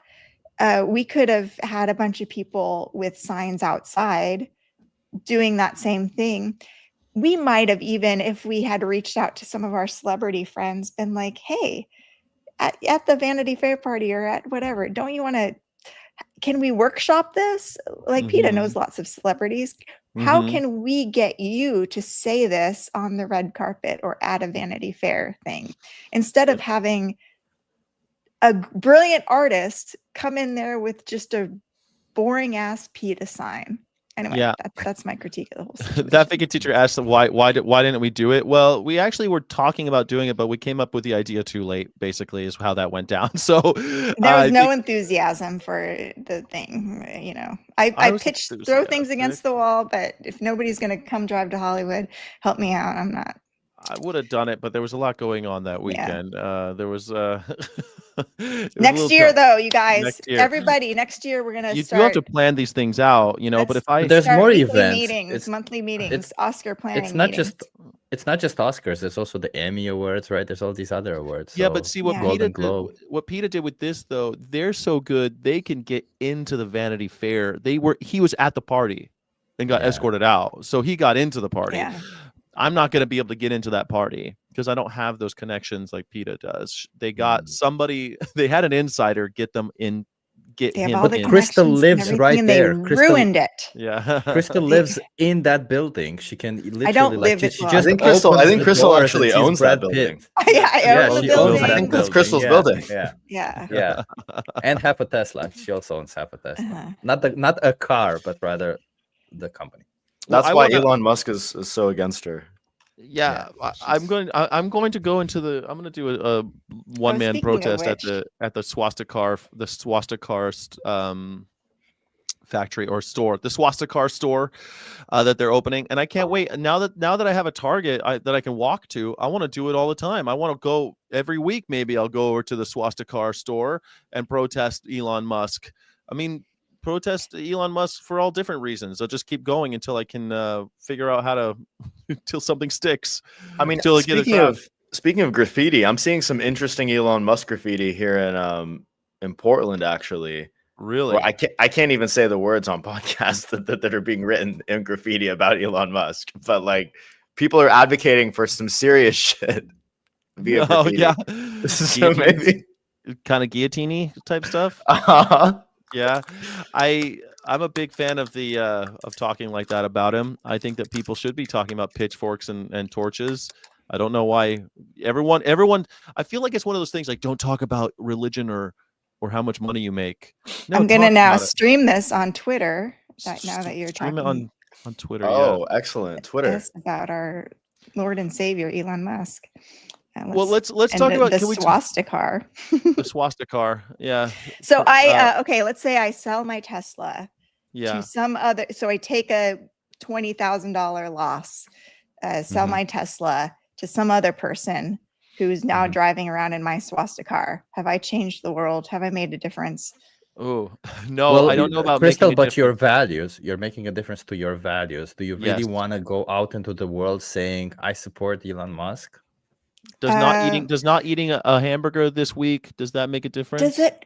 Yeah. Does it? Like Does it? that's the whole vegan. I don't think it makes a difference.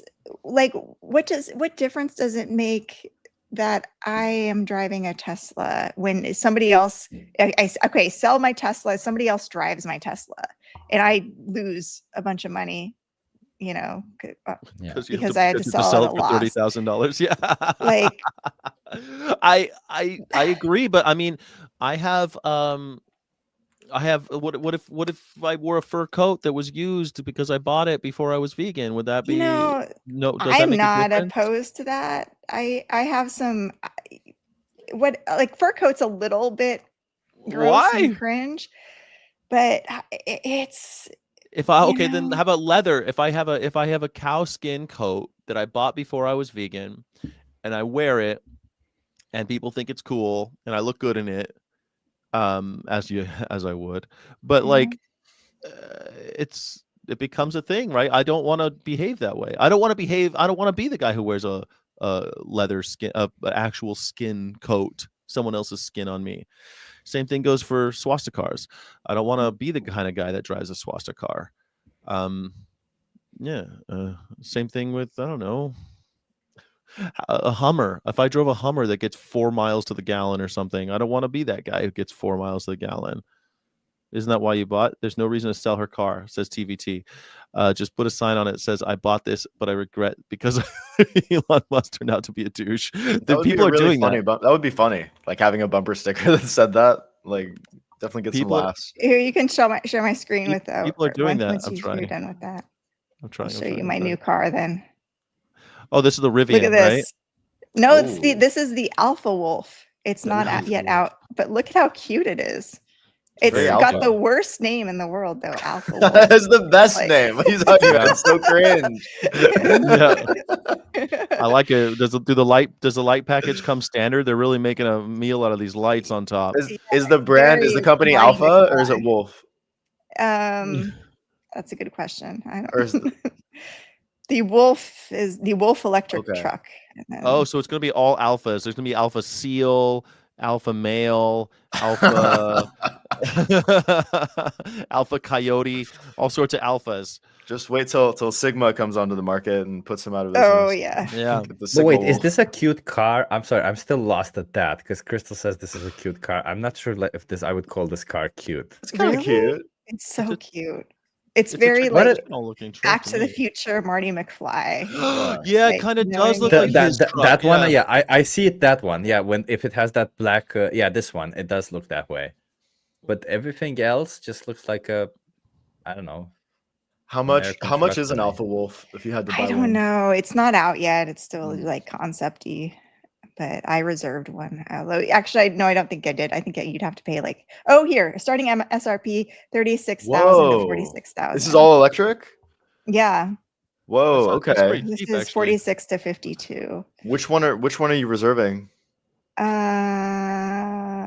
I think. Oh, I like that Jeepy looking one. The blue I like one. the That's Hummer cool. looking. This one. Oh, what? Yeah.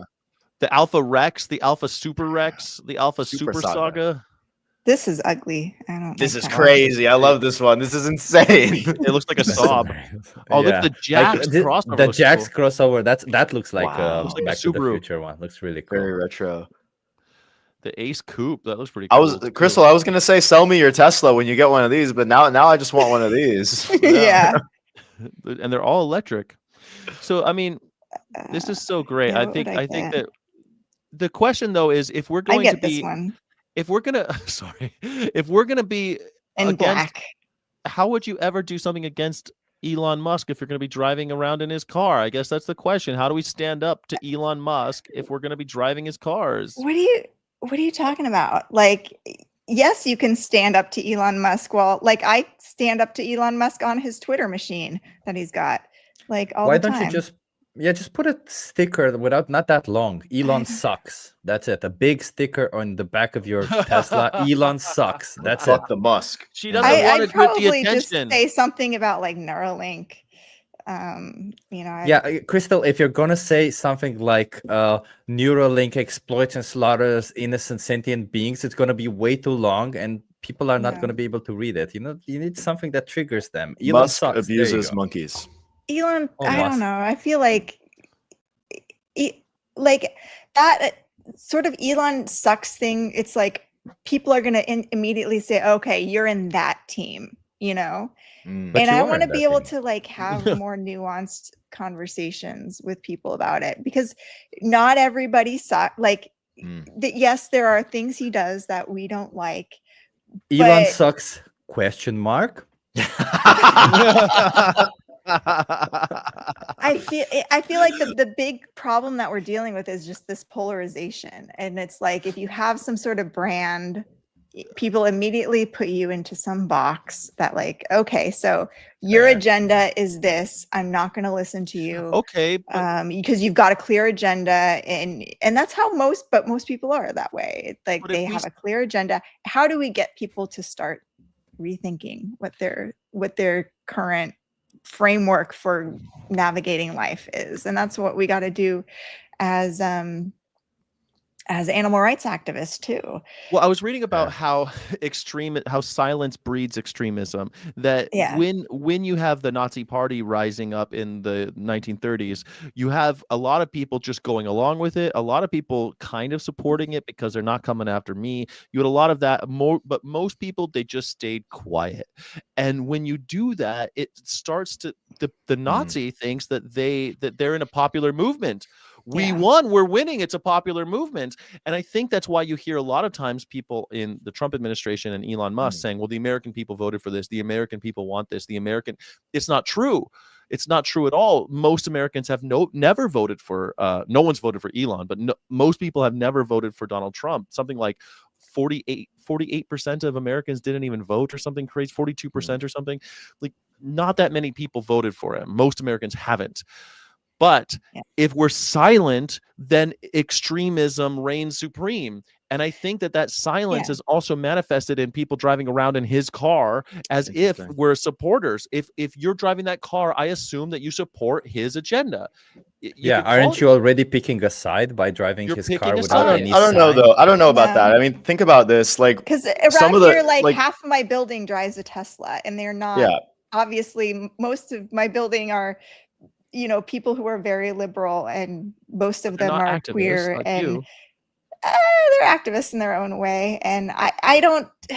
I just, we're all part of this world. Like Tesla is the best, most economic like car to drive. It makes the most sense to drive a Tesla. Okay, now you sound like you work for Tesla, but Yeah. I was on your I mean, side until Tesla's a good this exact car. moment.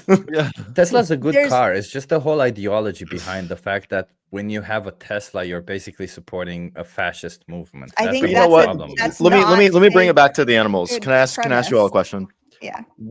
How do you feel about bloodmouths who are God. who are let What me is finish my bloodmouth? question. What's Bloodmouths who specifically are out there advocating for animals, who are going to animal rights protests, who are supporting, our legislative efforts, because these people in many ways are more effective advocates because they're bloodmouths, because they're killing animals themselves. do you And mean then they advocate for non-vegan? those animals. Yes. So that's true. could that not then be a Tesla driver? Do you mean non-vegan animal rights activist? Yes. Yeah, that's what he's bloodmouths. talking about. Yeah. Bloodmouths.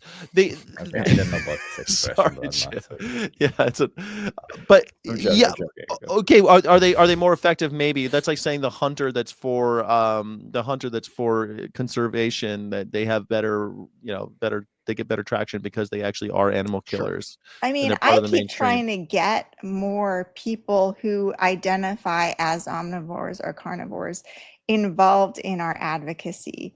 It's hard though, because it seems like people who are omnivores for some reason just don't even get involved in animal welfare. You'd think that carnivores and omnivores of all people would be most passionate about ventilation shutdown. You would. But I have, on my thing, like, hey, are you vegan, vegetarian, omnivore? And it's mostly the vegans who are involved, and who, take action for the animals. So I don't know what that says. Does that say that in order to care about animals, you have to go vegan first? Or does that say that we have done such a good job at alienating people that if they don't have the self-discipline to remove animals from their diet, they are not welcome in our movement? Well, you can't really blame No, us. We're only like 1%, Crystal. I'd blame all these corporations who are keeping caring about animals from the mainstream. Caring about animals is not mainstream. We need to make it mainstream. So I applaud any effort trying to get omnivores into caring about animals, of course, but it's what we're up against is the mainstream and who controls the mainstream. And those people are people like Elon Musk and Donald Trump. They control what's mainstream now. Sorry, I wanted to say one more thing about silence. Silence, a lot of people, silence is violence, which I think is a bit bullshit, because I think silence is compliance. And right now, when we're talking about not only the animals, but democracies at stake in all of this, I think that compliance is unacceptable right now. That's all. And it's also, I feel like, I don't think that, so yeah, we do need to talk more about animals, but I don't know, like I have this issue, and I actually wanted to bring it up with you guys, because I do the social experiment with a lot of people on the street. Everybody says they care about animals. Everybody, 100% of the people. The minute you bring up farm animals, the conversation goes differently, because for some reason, when people think about animals, they just think about the animals that they want to think about. So I think we either need a new word for these farm animals or something, or we need to switch the conversations, not just animals in general, but rather actual farm animals, or actually I never use the word farm. Or, well, I say farmed animals, if anything, if in the veterinary context, because that would, sometimes you have to use the word farmed animals, but animals used in protein production. That's, that's all they're. But Chip, what's your question though? Well, how do we because I feel like it's not about bringing it to animals in general, it's about bringing it to those animals, and I don't know how to do that, because if we bring the conversation to animals, most people will just think about their pets and the fact that, yeah, maybe we should be treating pets differently, maybe we should be adopting. Yeah, sure, that's a good cause already, but it's not nearly enough as we should be talking about the animals that we completely disregard, because I feel like that's the big issue. The more we speak about those animals, the more they come to our mind, and the less animal derived products. I don't know. I don't want to go into this how to call these, but you know what I mean. The less animal products people buy, because the biggest thing I think is the disconnection. The biggest thing that gets people to buy these animal products is the fact that they don't see what these animals go through, and that the fact that they're Is completely it? disconnected. I Yes, a disagree. lot of people that I've been talking to on the street, they say exactly the same thing. Hey, listen, man, when I just want to eat a burger. Hey, listen, man, I don't think about this. I just buy what's in the supermarket. They don't really think that behind that there was a feeling sentient being. Well, I think a lot of people believe that they have to eat animals in order to be healthy. And your 1 minute conversation with them or several minute conversation with them isn't going to change the way that they feel about that in their bones, especially if they're listening to Joe Rogan, who's telling There's them. also that. There's also Like, that, Crystal, but there's also a lot of people who acknowledge that they can thrive on a plant-based diet, yet still don't do it because of the disconnection. There's a lot of because of people who it's actually, very hard to change a habit. It's not because of the disconnection. It's because sure, they're but part used of to the it, reason, all of the social conditioning. And it's like, what difference but does it make it if I change my habits, if but isn't this this is a still reminder? continuing? Isn't this a reminder for them to change the habit? Isn't it hard for them to change a habit because they don't get any reminder that they need to change Yeah, that it's habit, that what good they're to doing is wrong? reminder, but I think also you can be effective about how you talk about this in ways that kind of educates people more. And I think vegans, like that one video I showed with you guys in the chat, where it's like the only reason people still eat meat is because they lack the education, or they just don't, or they lack empathy, or they lack intelligence. And it's like, that's not true. No, that's not true. But all those things can play a role, though. I think it's a little bit arrogant for any of us to assume that there's going to be this smoking bullet, magic bullet that's like, if I could just get people to see what happens to dairy cows, they're all going to change. We all, I think, probably felt like that the first time all of us went vegan. I'm projecting here, but a lot of vegans tell me like, oh, I felt like once I figured it out, all I had to do was tell other people and it would work. And we've all found I think that's not the case. I think a reminder what these animals go through, or a constant discussion about how feeling sentient these animals are, will I've had eventually this conversation is like a silver bullet for with in my perspective. veterinarians, and veterinarians like, talking about gestation crates and stuff, and they're like, well, I don't know, the pigs in gestation crates have it good. They have food, and yeah, like my day at work is hard too. Like I don't have enough enrichment at work as it is. Like they view what they go through as also suffering. And but this is like one conversation you have with legitimately, them, like, Crystal. You're literally saying exactly what I'm saying. Yes, one conversation you had with them, you remind them. The reason then they become defensive and spew out, like no people actually believe that somebody with a gestation crate, especially somebody who knows about animals and what they go through, will say that they're actually they actually have a good one. It's just they believe that dissociation in their bones because they have been indoctrinated into like a cult. But they believe it scientifically because there have been studies that have been done that have shown that this is better than group housing, where there's all these other issues. And we need to raise this many pigs in order to feed the world and promote food security. But they have a set of facts, and they say the reason that vegans and animal rights activists believe the things that they do is because they either lack the information, lack the intelligence, and are so warped by their ideology that they don't see the facts that we veterinarians see. So then why is it that biological or better leven that we have in Netherlands, or these products that are supposedly treat the animals better, are having such a huge success, and their industry is continuously growing, right? Like biological products and all of these better living quality life for animals is an industry that is continuously growing. So why is it that Because this it's is good growing? marketing.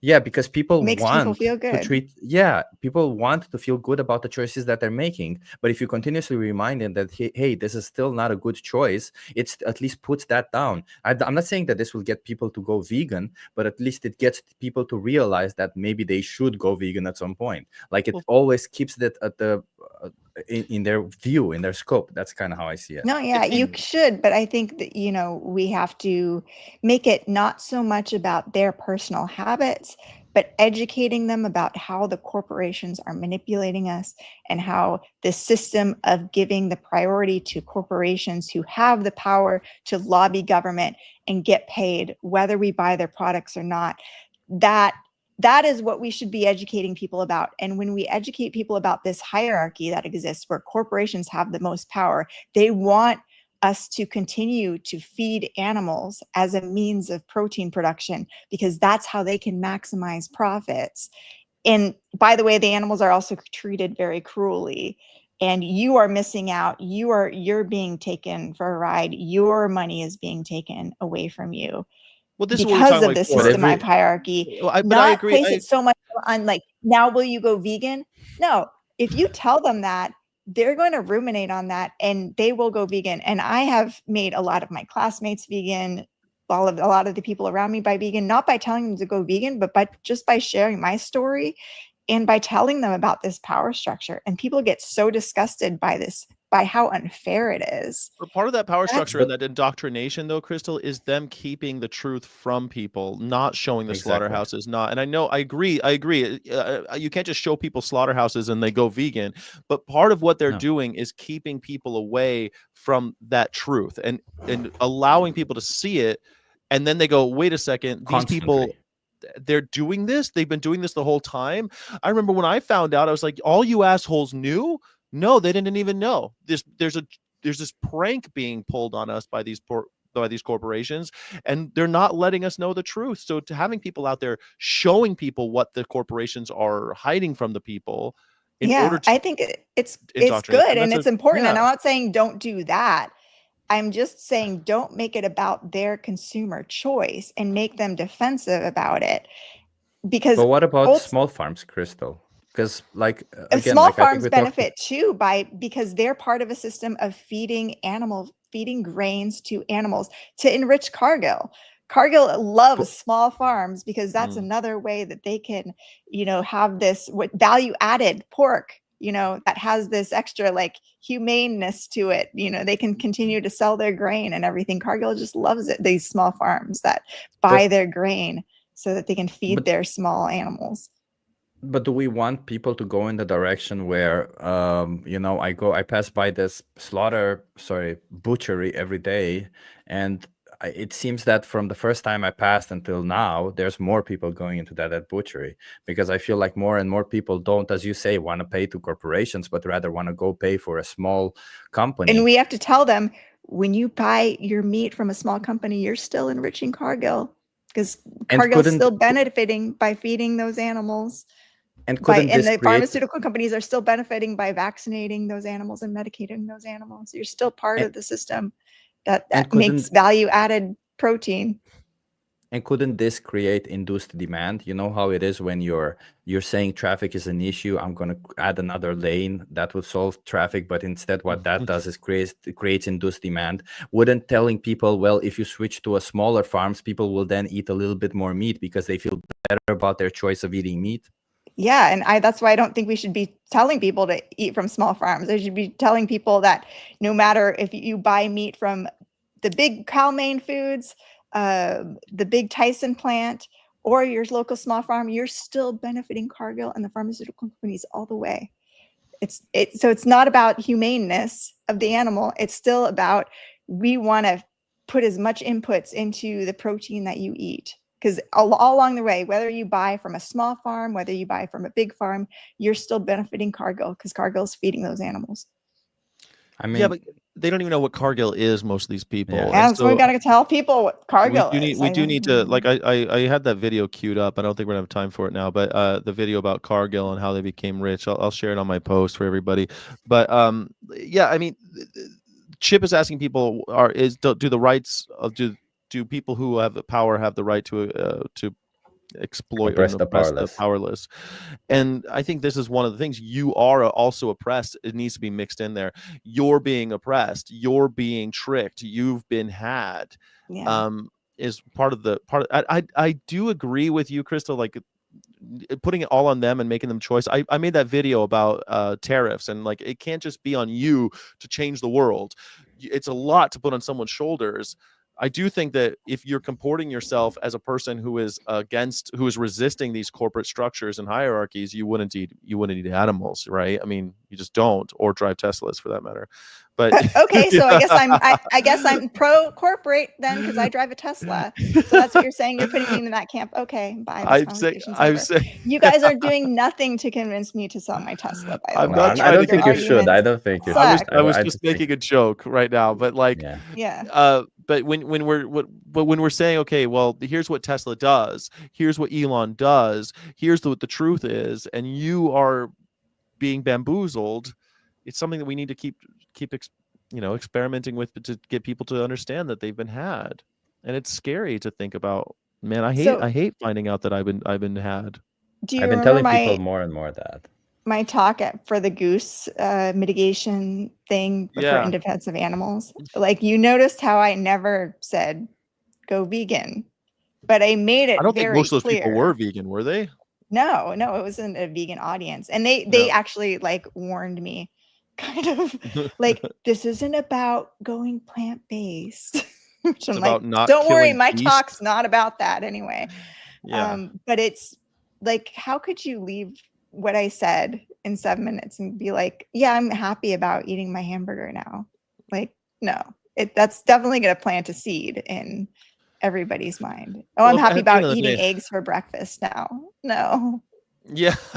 I mean, I guess that's what we're always talking about, is like how to plant seeds, better seeds, right? Isn't that what we're all talking about? How to plant better seeds and make this so we're not. And so do you guys know who Chase Hughes is? Like Chase Hughes.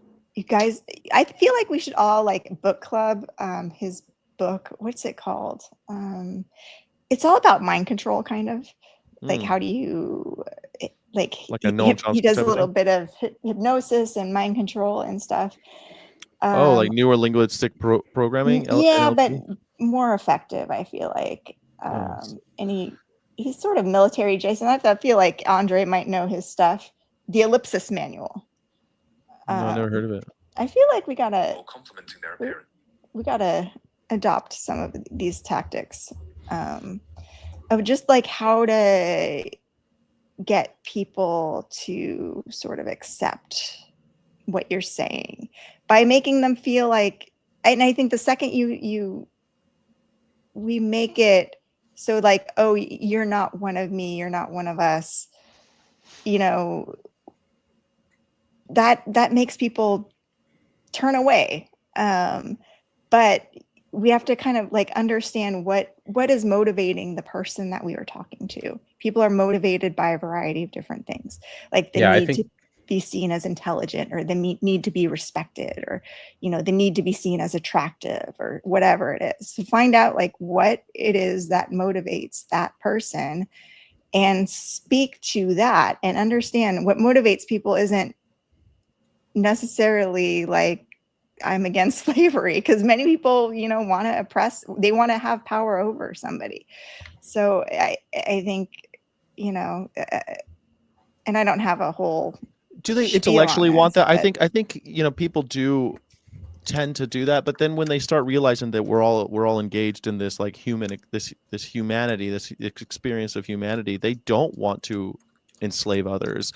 At least that's the story they tell themselves, and then we come. That's and we're like, the story they tell other people. It's true. Not Yeah. themselves.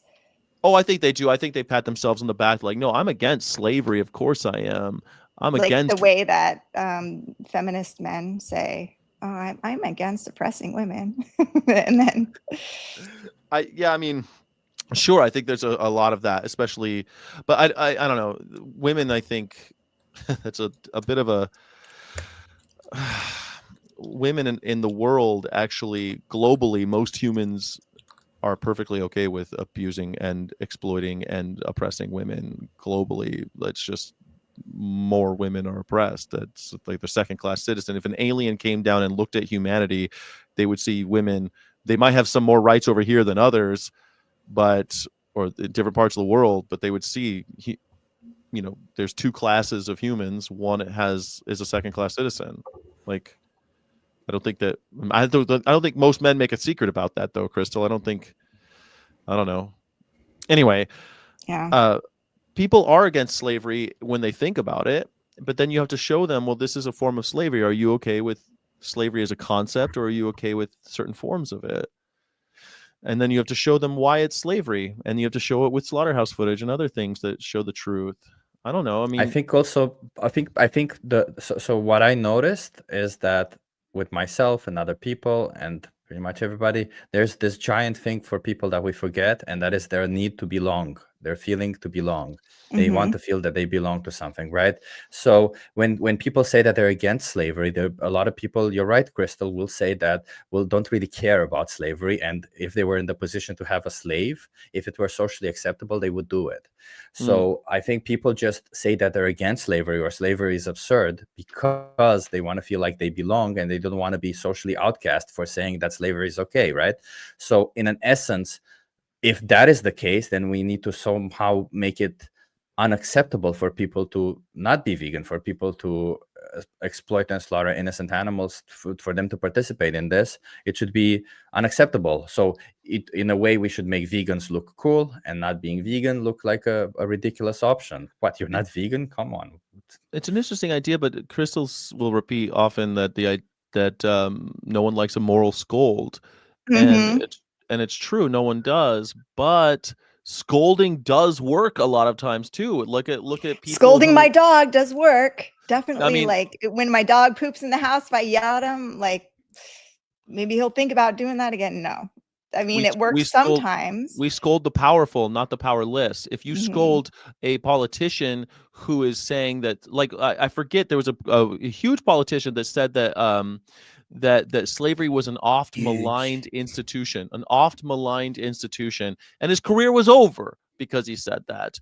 These days it's a little laughable. These days, if Donald Trump said that slavery wasn't so bad for the slaves, he probably wouldn't get canceled. But 20 years ago, it would be.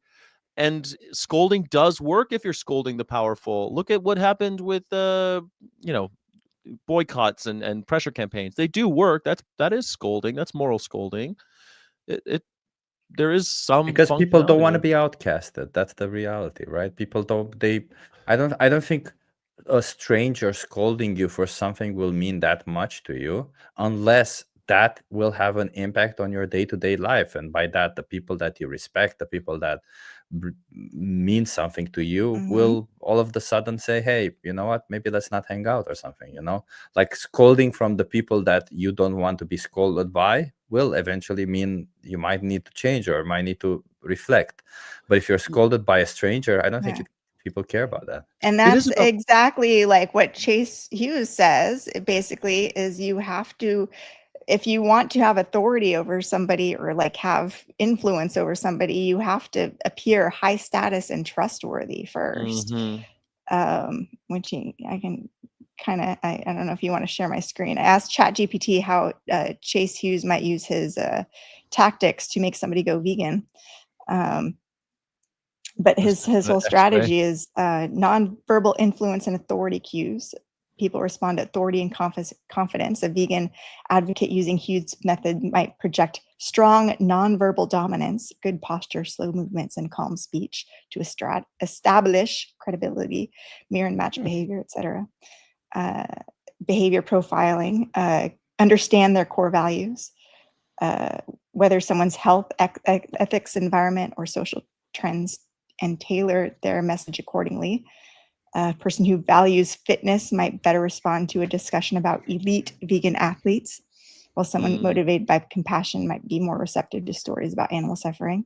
Psychological triggers and subconscious influence. commitment and consistency. Encourage people to take small steps. Try meatless Mondays. I don't know about that. No, I don't know about that either. I think, we were talking earlier about like this manfluencer world and how they're so undisciplined, and yet they'll sit there and brag about their discipline and they don't have any of it. I mean, this sounds a lot like social engineering. Like sounds a lot like Neil Strauss in that book, The Game. A lot of it sounds. No, like yeah, a lot of it's this is somewhat very toxic, some of it stuff, but there's also a lot of truth in it too. So, sure, and I think anytime you're talking to somebody, you have to kind of think about this too. If you're not, able to persuade somebody, and maybe we could learn a lot about how doctors talk to patients too. Like you're trying to influence somebody in their health, or how veterinarians try to influence a client to take good care of their animals. We're constantly reevaluating this. So to be honest, my best example of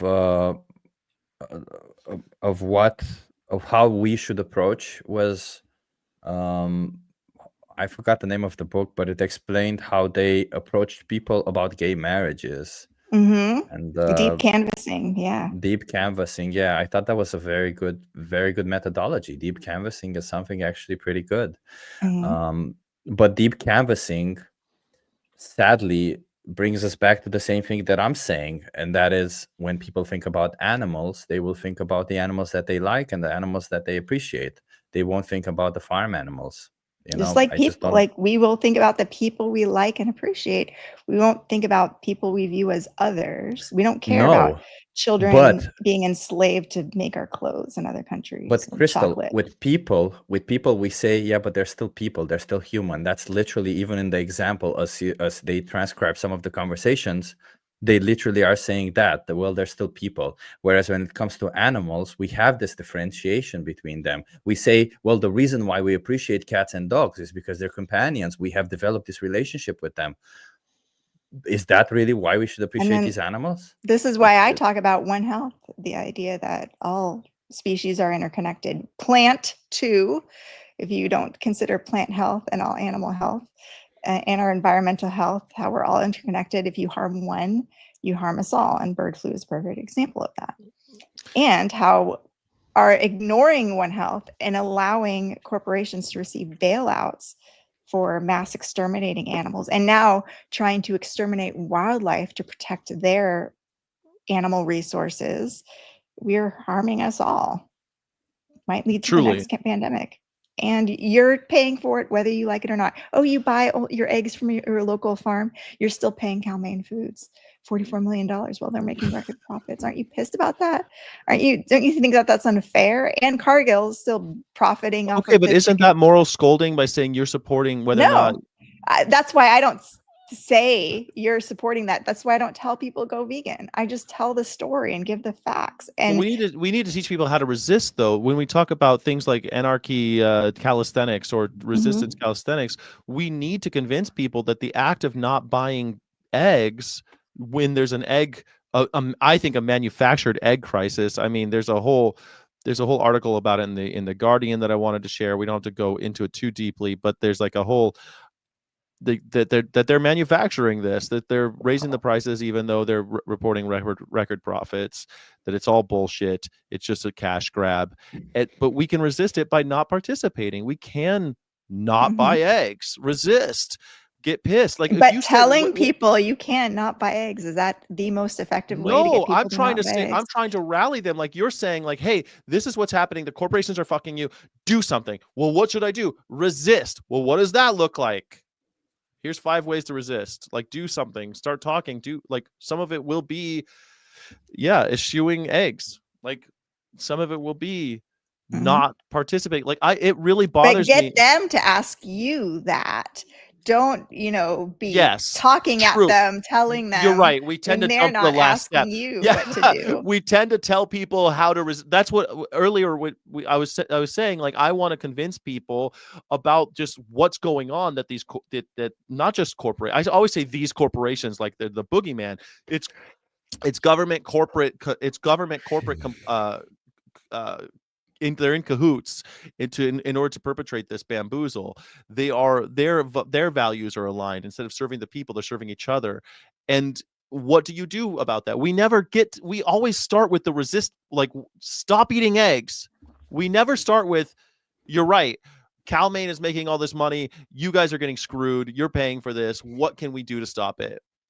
But we just always start, we put the cart in front of the What's mechanical I horse. think the most frustrating thing for me, and the reason why I want to put out there really good arguments that aren't centered around going vegan, but more around One Health and teaching people this, is because I see so many veterinarians who lack the arguments and who are just repeating industry propaganda and are not countering industry propaganda. They're just repeating it. They don't have, and veterinarians, like we said, they're busy, they're focused on their own stuff like everybody else is.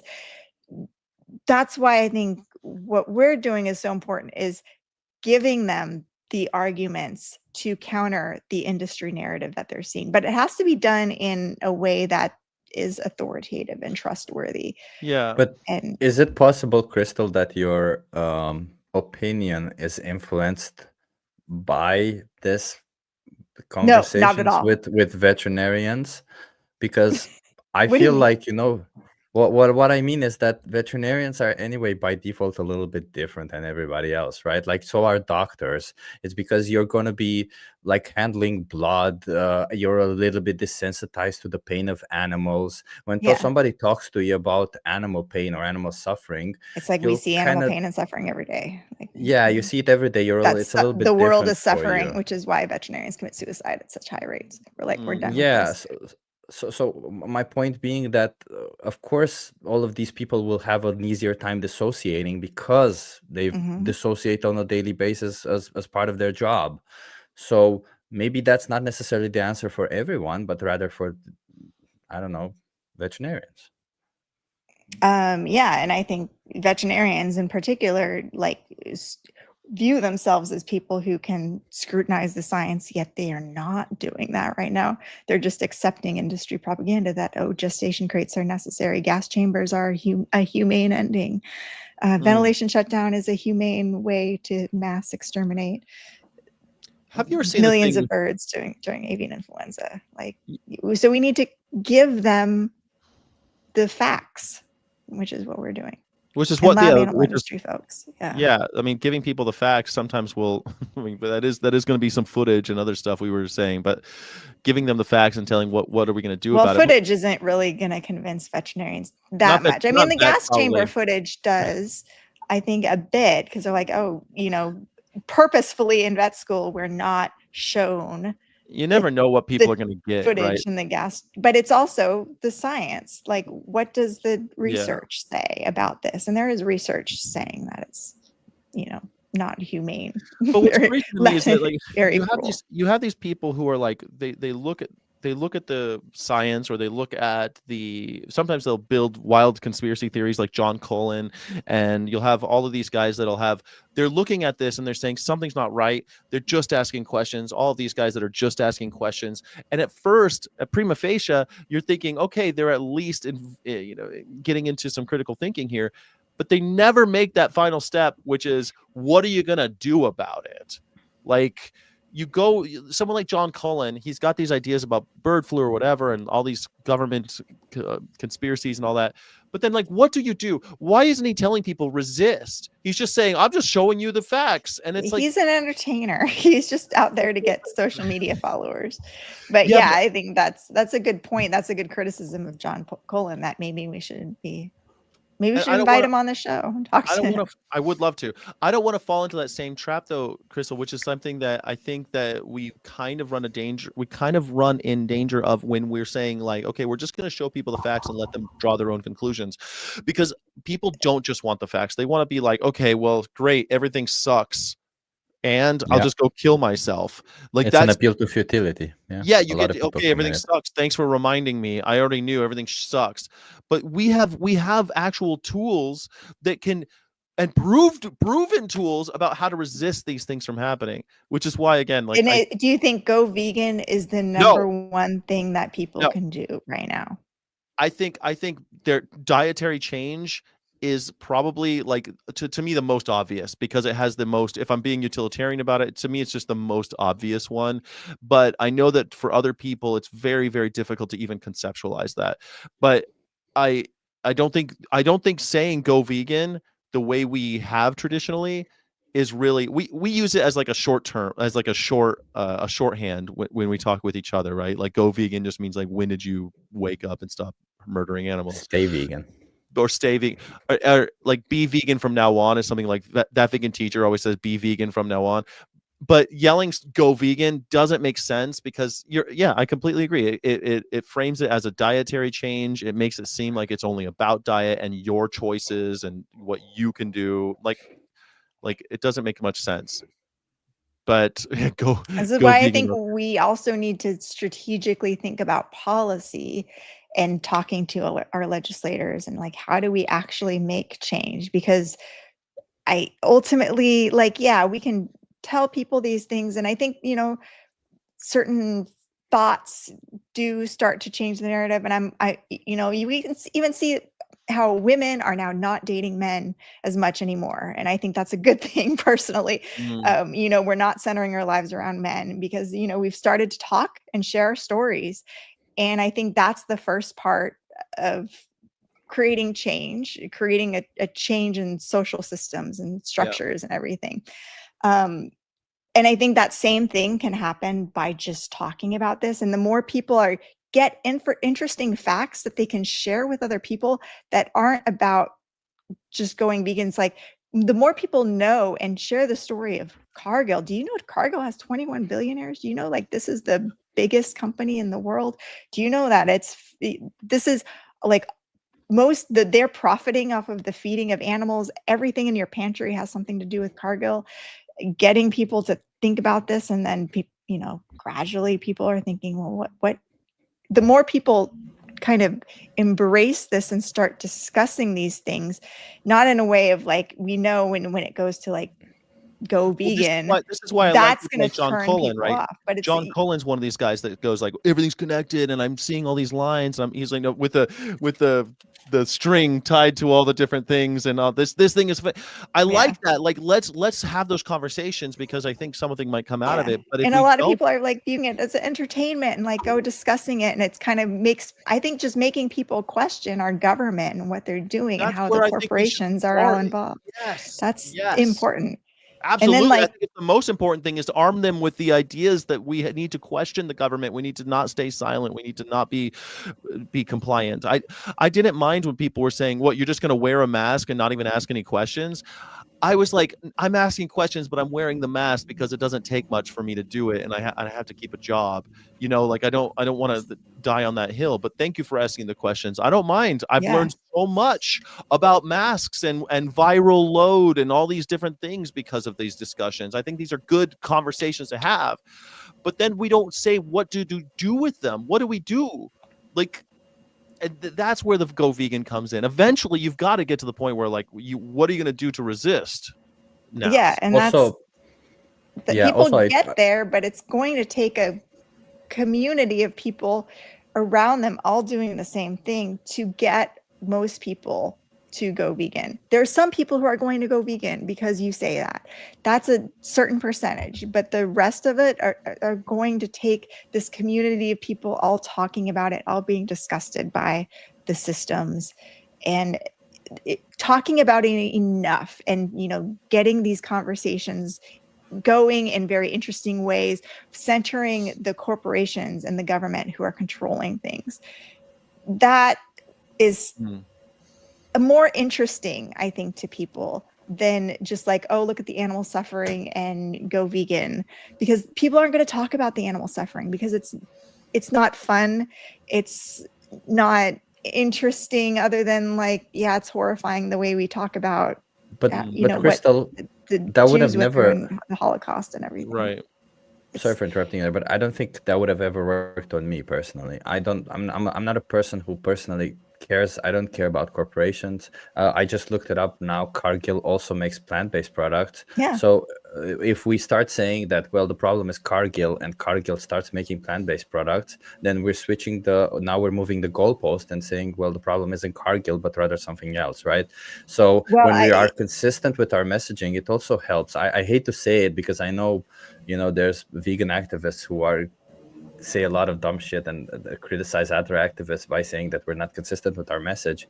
But in essence, we do have to have some form of consistency with it. And when you're saying that the problems are corporations, not the fact that we are exploiting animals, then I feel like, that's kind of a different message. Are we fighting capitalism no, it's a now, or are we hierarchy. fighting? It's the hierarchies. We prioritize those with power and influence. We give them more rights and protections and money versus those without power, and the ones without power are the animals. We're exploiting animals because of Cargill's going to make more money by feeding animals. So even if you buy Cargill plant-based, you're still harming Cargill profits because Cargill profits when there's grain that's sold as animal feed that then sold to the animals to eat, and then they make money when the animals are slaughtered at the slaughterhouse.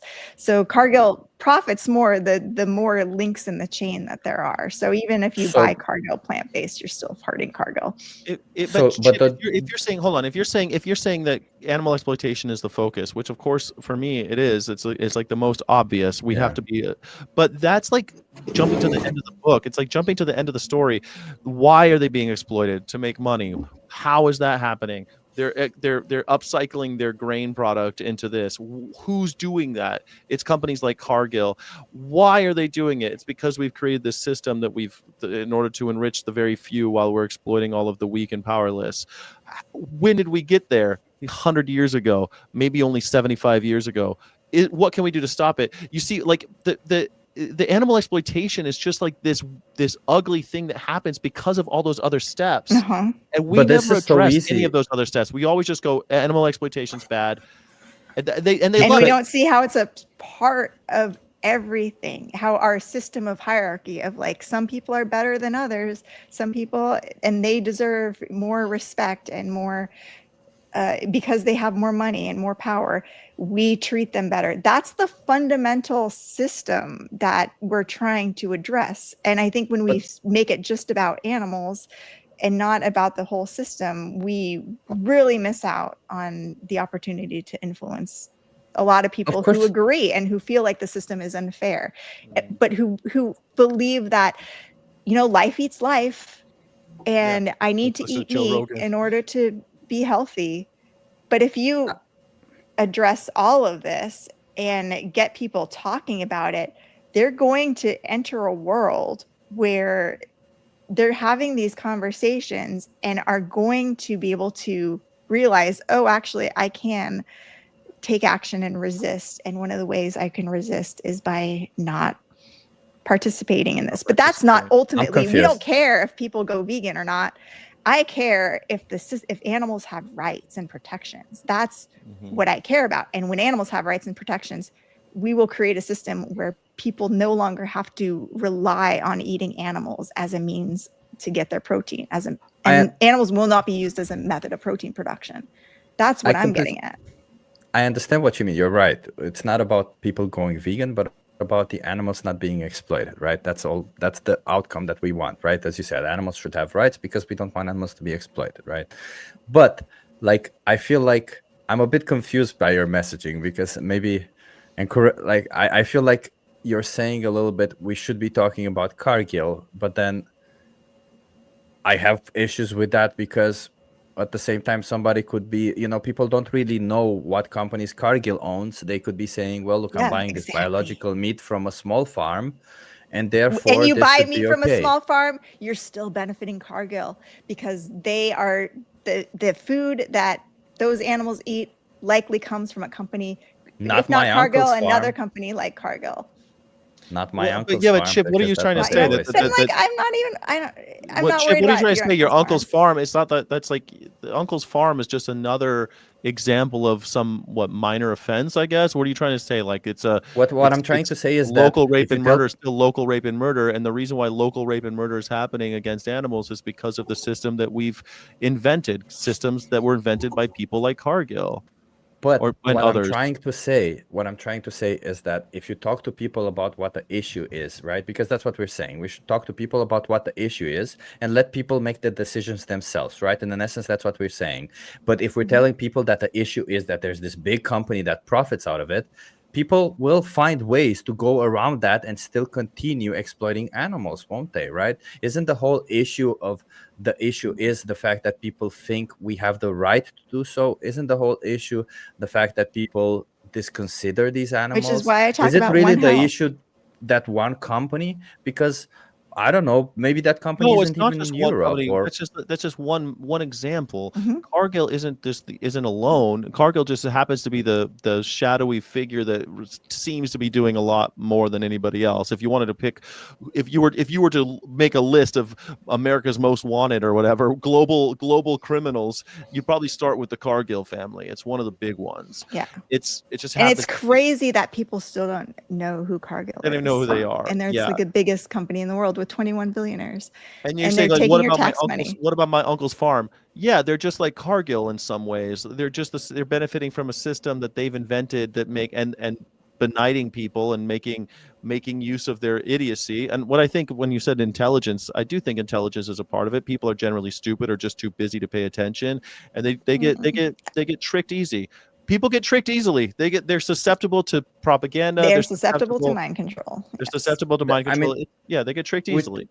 We should definitely tell people about this side of it, right? But I still think the conversation should be kept on animals at all times. Just like the conversation, as you said. But what if people don't care about animals? But it's not necessarily about caring about them. When you say that the conversation should be kept about animals, I'm not a person who particularly cared about animals my entire life. Hell, when my sister said she'll become veterinarian, I thought it was a stupid thing because who cares about animals?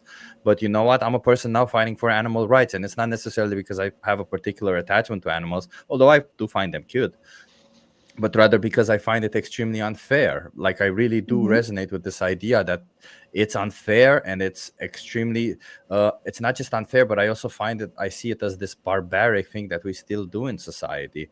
And that's kind of what I try to tell people more than anything, this whole view of how fucked up it is what we do to animals. But it's not about the animals being animals. It's just about the fact that we disconsider their individuality, and we do this horrific thing for something we don't actually need. I don't even care if a big corporation does it. I don't care if a small company does it. I just think the fact what that we you're do saying this. though, Chip, like individuality, right? And individuality is important. That's the argument we make when it comes to animals, right? The fact that they're individuals is what makes them worthy of moral consideration. But most people don't believe that.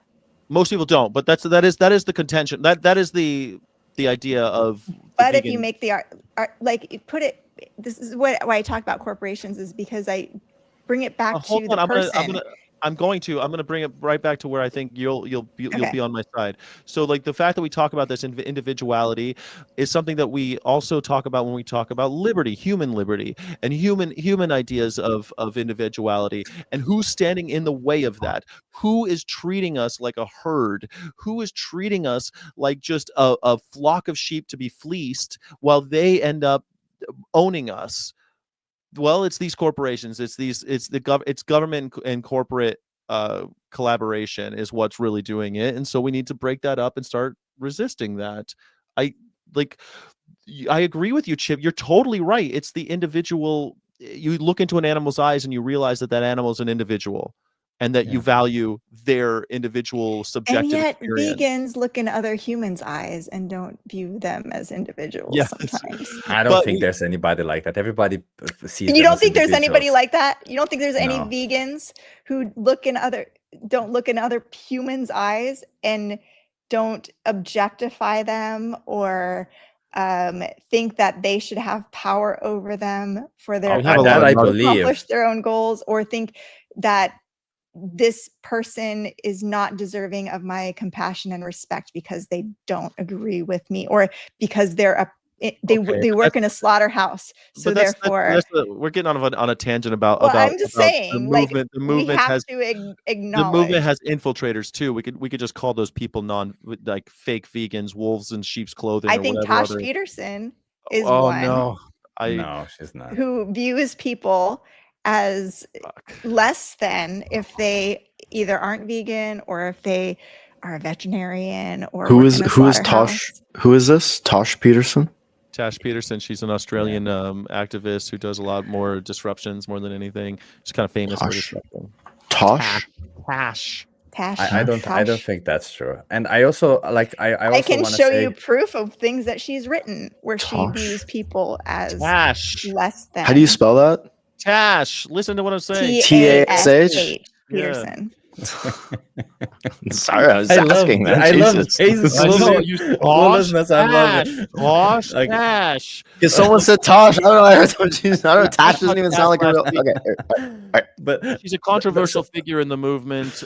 She's somebody that does OnlyFans and disruption and it's some interesting outreach. that you said that she does OnlyFans first, but I don't have a problem Well, I with that didn't. also. No, I didn't. I said disruption first. If you'll remind me, don't please, Chip. Don't tell me that. I said she's a famous Australian activist that does mostly disruptions. But then if I list the things that she's famous for, OnlyFans is on there. It's one of the things she's famous for. Anyway, like I feel like what I tell people on the streets is what I'll tell you also. It's true that a lot of vegans will get emotional about what we do to animals, and it's only normal that you do get that. We're all human after all, and we all have emotions. And when we see and we realize just how messed up it is and other people continue participating in it, it's only normal that we kind of see them as villains and we sort of vilify them. Should we do that? No, I agree. We shouldn't be doing that, especially if you're a prolific animal rights activist, right? But you can also not, you also cannot necessarily blame them. You also cannot say, well, it's fucked up that they view people, because you said that some vegans view other people as objects, or they view them as not individuals. I think they view them as individuals and they objectify them because they have this deep hatred for the fact that they don't want to change, or they have this frustration with them. I don't think it's as black and white as we make it out. Well, I'll tell you, when I talk to other people, other vegans, I'll call non-vegans blood mouths. I'll joke and I'll call them pieces of shit or whatever. But when I'm talking with a non-vegan, I don't tell non-vegan people I know and tell them that, hey, you're a piece of shit. I say, sure. You know, there's a difference. Shouldn't we call them pre-vegans, by the way? Why call them non-vegans, not pre-vegans? Situational awareness is something that should be developed with activists. Okay, like we should understand that sometimes we act like this way and sometimes we don't. Sometimes we use different languages. We code switch. This is something, situational awareness. We should learn that. You know, I think that could be another thing, along with critical thinking, that I want to change the world. But like learn, that's like manners, right? You use different manners with different groups. But back to the original thing, because I don't want to talk about Tash Peterson. We only have like, I'm only going to stay on live for another 20 minutes, guys, and I got to call it 40 minutes. All right. I'm not going to stay for too much longer, but because I want to talk about Severance. Tired. I want to talk about Severance, but back to the original, like I haven't watched the last episode of Severance. You guys haven't seen the? It's not worth it, Crystal. Don't even bother. Don't even bother. It's not worth. Skip the last episode. It's awful. Skip it. Yeah, it's trash. The series is going down the toilet. I'm sorry. Yeah, I agree, Dre. Thank you. It's a crappy series. Episode 8 is really bad. Episode 8. Yeah. Like you're talking about episode 8. Yeah, this last one that came out this week. Yeah, it's bad. Yeah. I don't know. Maybe you guys just don't understand. I'll have to watch it. I'm sure that's what it is. It was also a return from a directorial return by Ben Stiller. Ben Stiller directed the last episode. I picked up my phone 8 times. No, not 8 times. Sorry. I picked up my phone at least 20 times. I stopped the episode midway because it was ridiculous. I started cooking midway, which I didn't really want to do that day because I was like, I don't want to cook today. I want to watch something. But you know what? The episode was so bad that I'm like, you know what? I'll cook. Whatever. Thank you, Chip. Thank you. That's how I felt. I started folding laundry. I was like, oh my God, I can't even sit through this. this. Like, this is like... So the only one who hasn't seen is Crystal. Damn it. Well, yeah. I put the show on to stop so I could like get away from chores, and then midway through the show, I'm like, I'm just gonna do dishes now. I can't even. You couldn't even use it different. Yeah, you started watching 1.25x. Wow. Yeah, okay. Yeah, that makes sense. Sure. But I think Severance too is the like I was going to try to tie it in with this idea of individuality and why these corporations are keeping us from being and turning us into numbers and faceless bureaucrats. We are the faceless. We all work for it. You know, we are the ones who are the faceless. And I feel like if we don't start holding accountable those who are making us faceless, then why tell people to go vegan? It just seems like you're jumping so far into the future. Being vegan is what you become when you realize that you've been hoodwinked, you've been treated. You need to reclaim your freedom, reclaim your individuality. That's why I think thinking people and serious people become vegan. And if you're not in a country like... So are you saying that non-vegans are not thinking people? I think that most people are not. You say not thinking people like I'm calling them stupid. That's not really what I'm saying. I think that they're not. That they've had critical thinking that is successfully hindered by the powers that be. Yeah. Life eats life. Right. What do they call that? Thinking, thought limiting cliches. Yeah, exactly. They're part of a thought. That's a cult tactic, but and we often will say that carnism is a cult more than veganism, and veganism is a rejection of that cult, which I agree with. So I don't really think they're stupid. I don't think people in the cult want to be in the cult. I think that deprogramming has to happen, and so I don't think everyone who's in the cult is stupid. I think that you wake up one day and you're in a cult, and you don't realize it.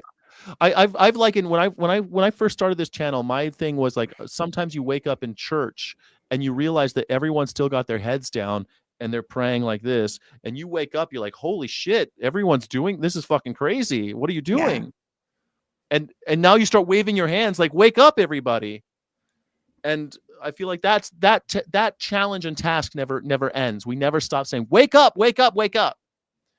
I think we have to... in that time.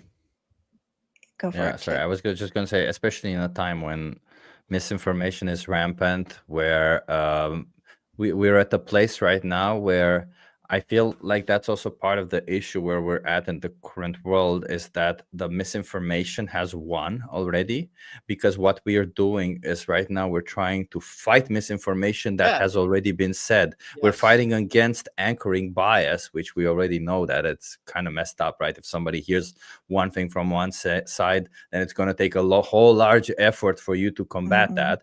And we should be ahead of it, as in, hey, telling people before they even get the misinformation, and we're so behind, and we're putting in so much effort to fight this, that we're nowhere near where we need to be. And I don't know if that is about wake up people, or hey, think for yourself, or maybe even insulting people. I think that's step one. Step one is start thinking for yourself. Wake up, people. Yeah. That's step one. And we're like, no, go vegan. Wake up, people. Step one. It's very vague. Step one is like, start looking at the power structure. Start being aware of the hierarchy. Start asking questions. I really like this anarchist calisthenics. And I think, like, how could we make it like a ladder or something to veganism? That's what I think it is, Crystal. I like this idea of getting people to slowly resist things over time. Like, that's Angela Davis. She sees that this is a revolutionary way of thinking, and she arrives at veganism as part of her revolutionary identity.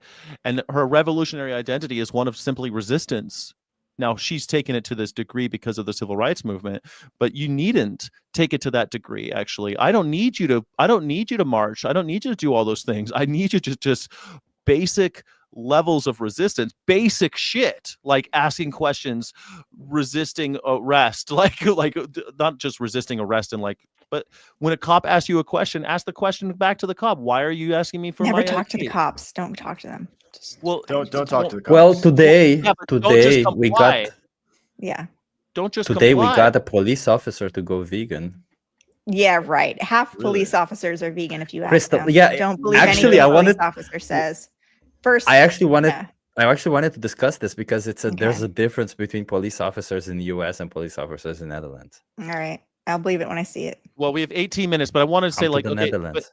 but like in Severance, that's the first step, isn't it? They start getting little hints that there's something outside. They know that there's something outside. Once they get a glimpse of it, it took one guy during the because the corporation fucked up, right?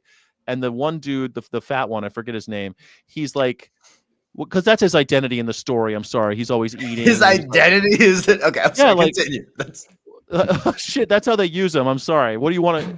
There's John he's a Turturro. He's a comedy relief. He's a comic relief guy. Comic right? relief one, fine. Yeah. I'm not trying to body shame him or anything. Like Poor guy. they make a lot of stuff about him at the snack thing and all that and all. Sure, Like, that's true. so sorry, I'm just going along with the narrative of the story. I'm not trying to value call the actor or something. Yeah, But I don't know his name either. If it makes you feel better. He ends up. I think his name is like Troy or something. He no, ends it's up not Troy. whatever. Hold on. The comic relief character, he ends up waking up in his regular life and seeing his kid for just a half a second, and then it turns everything, right? Yeah. And you start like, I feel like we need people to get that little moment of going like, holy shit, like the system is rigged. When Donald Trump starts talking about the system being rigged, it resonates with people because they have a feeling that the system is rigged against them, and he exploits that. I see what you mean. And what we need to do is say, instead of exploiting people, saying, no, rise up, resist. You're right. The system has been rigged against you. What are you going to do about it? Voting for Trump is not the answer. So getting your foot in the door. Mexicans isn't the answer. Yes. His name is Dylan. His name is Dylan. Dylan. Yeah. Yeah. So what you're saying is that we should get our foot in the door by discussing the fact that animal agriculture and these giant corporations are lying to us, and that they're profiting from making us feel gullible and ridiculous people, right? Yes. And then what we expect people to do out of this is that they'll actually say, well, wait a minute, it's kind of messed up that if you think about also for smaller farms or stuff like that. And I know, Crystal, you're going to say because smaller farms also participate in this whole big company. But Crystal's all about empowering people to do these things, though. Empowering people to make these not just personal choices, but challenge the systems in which they found themselves. We didn't build this system. Fuck, our parents didn't even build this system. Their parents built this system. And it was when the getting was good. Watch that video about Cargill and how they rose to power. It's fucking insane. That couldn't happen today. I watched that one. These conglomerates started so long ago that you're just born into feudalism. Fair enough. I mean, this is why I talk about kind of open with like One Health, and well, although like on the street, it's probably different. You can't be like, "Hey, do you know about One Health?" But for veterinarians, it's like, "Hey, we talk about One Health," and you know the idea that all animals, plants, environmental health are all interconnected. And then I talk about how it's been deranged by corporate interests, and that's kind of leads into the whole thing. Chase is asking a wonderful question. How do you challenge the system while buying their products? That is a great question. But the first question is, why should you challenge the system? And that's where I think vegan movement has kind of done has put the cart before the horse. Sorry, it's a speciesist term, but I haven't found a really good example. We're back asswards. We're doing everything back asswards because we're saying stop buying the product. And that's not even what it's about. It's about challenging the system. So we got to tell people, why are you challenging the system? To me, that's first.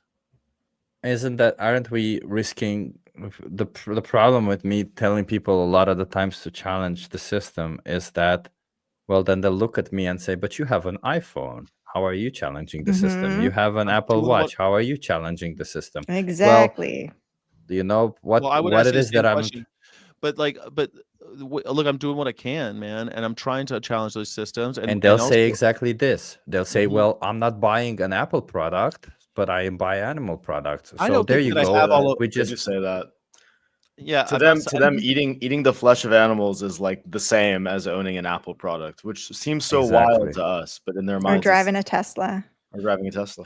Yeah. I mean, Well, driving a Tesla is inherently the worst thing you can do in the world. Well, I remember when I had a PETA iPhone, and people would ask you about iPhone. I'd say, well, if my phone was actually made of 100% flesh, would that still be would that be make it okay to eat animals? Does that make it okay?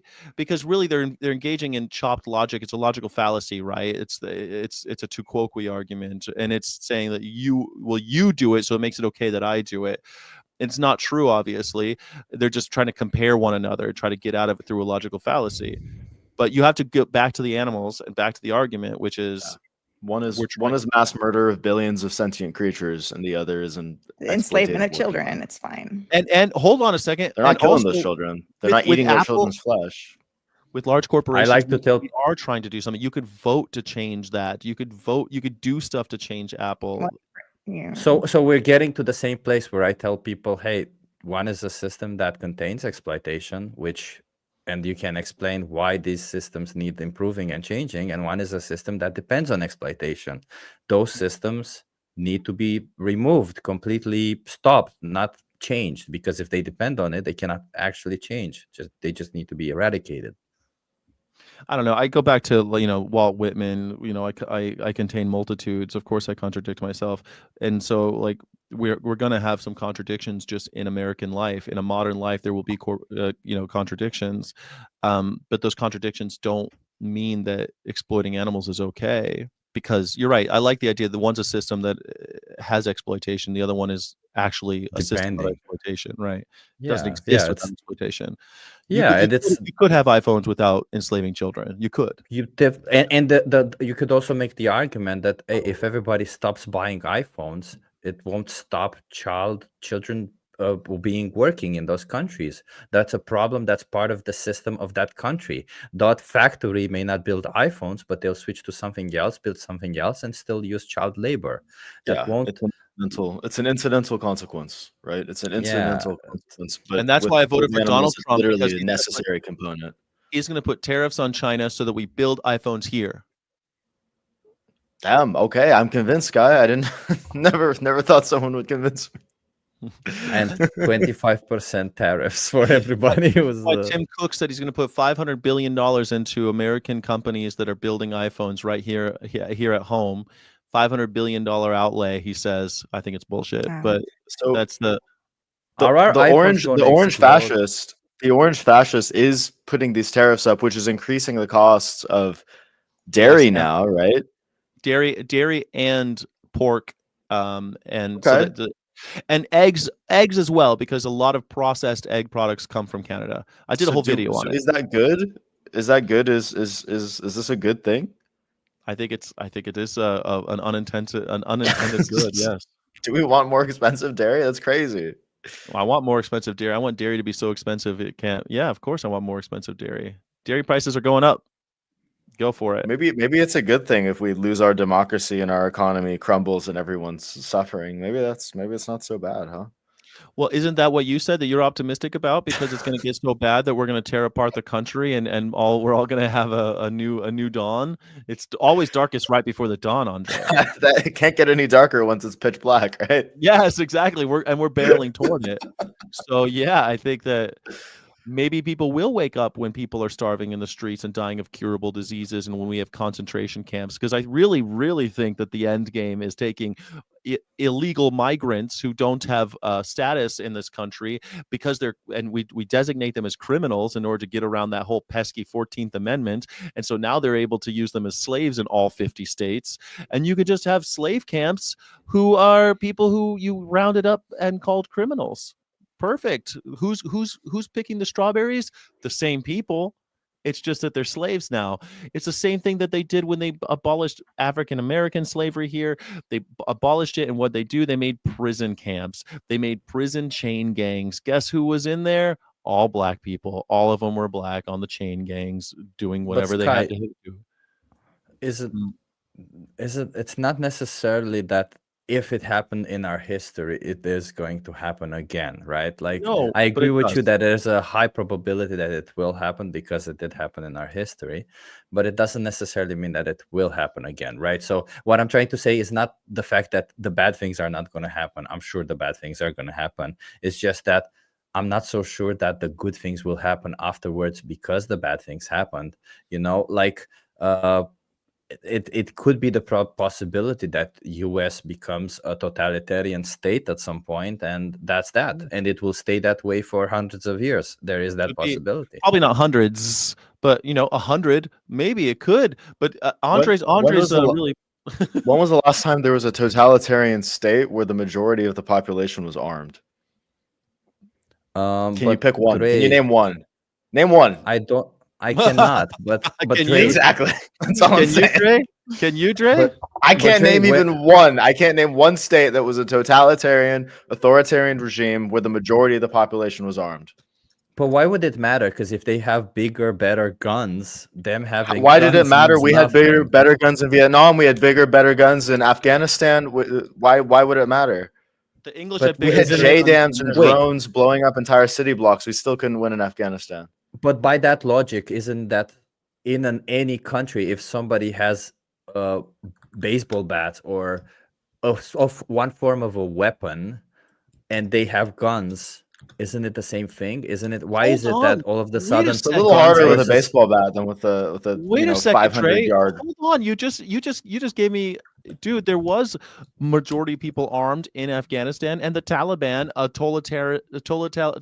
totalitarian regime, took over and are in power today. The same guns are there, and yet they're the ones in charge. The totalitarian regime. I think in that case, it's the people who have the guns and that kind of wanted the Taliban to be in control. But that's what scares me here is that people, the Trump. I'm not is afraid of possible, the. I'm yeah. not afraid of. I make jokes about ICE and like the military, but I'm not actually afraid of the military or ICE.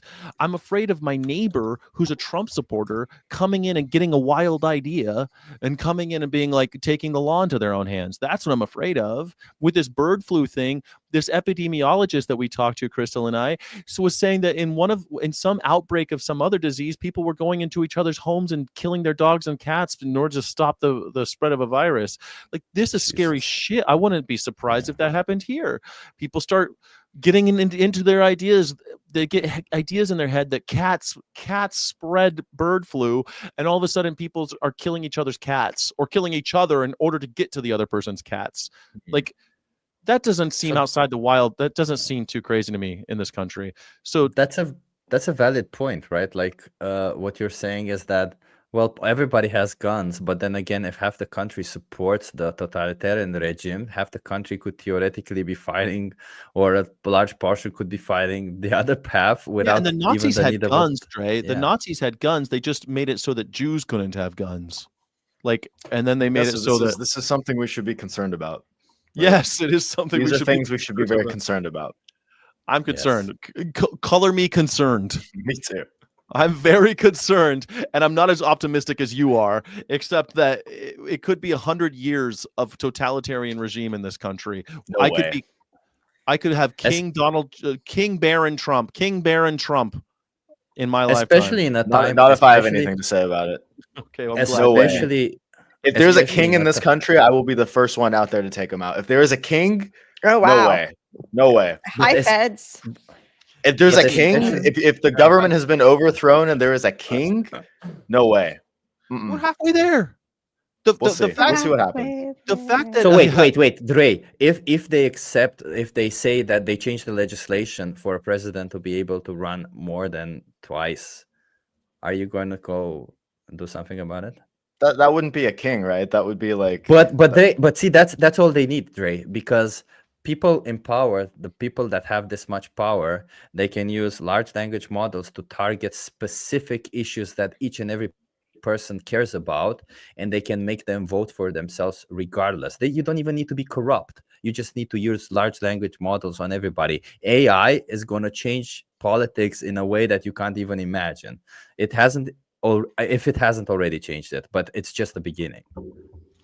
I don't know. The fact that Amy Coney Barrett stood up to Donald Trump this week was shocking, and everyone's all the MAGA world is so crazed about it. I'm shocked that they're shocked. I'm like, wow, Amy Coney Barrett actually did her job, and people are shocked about it.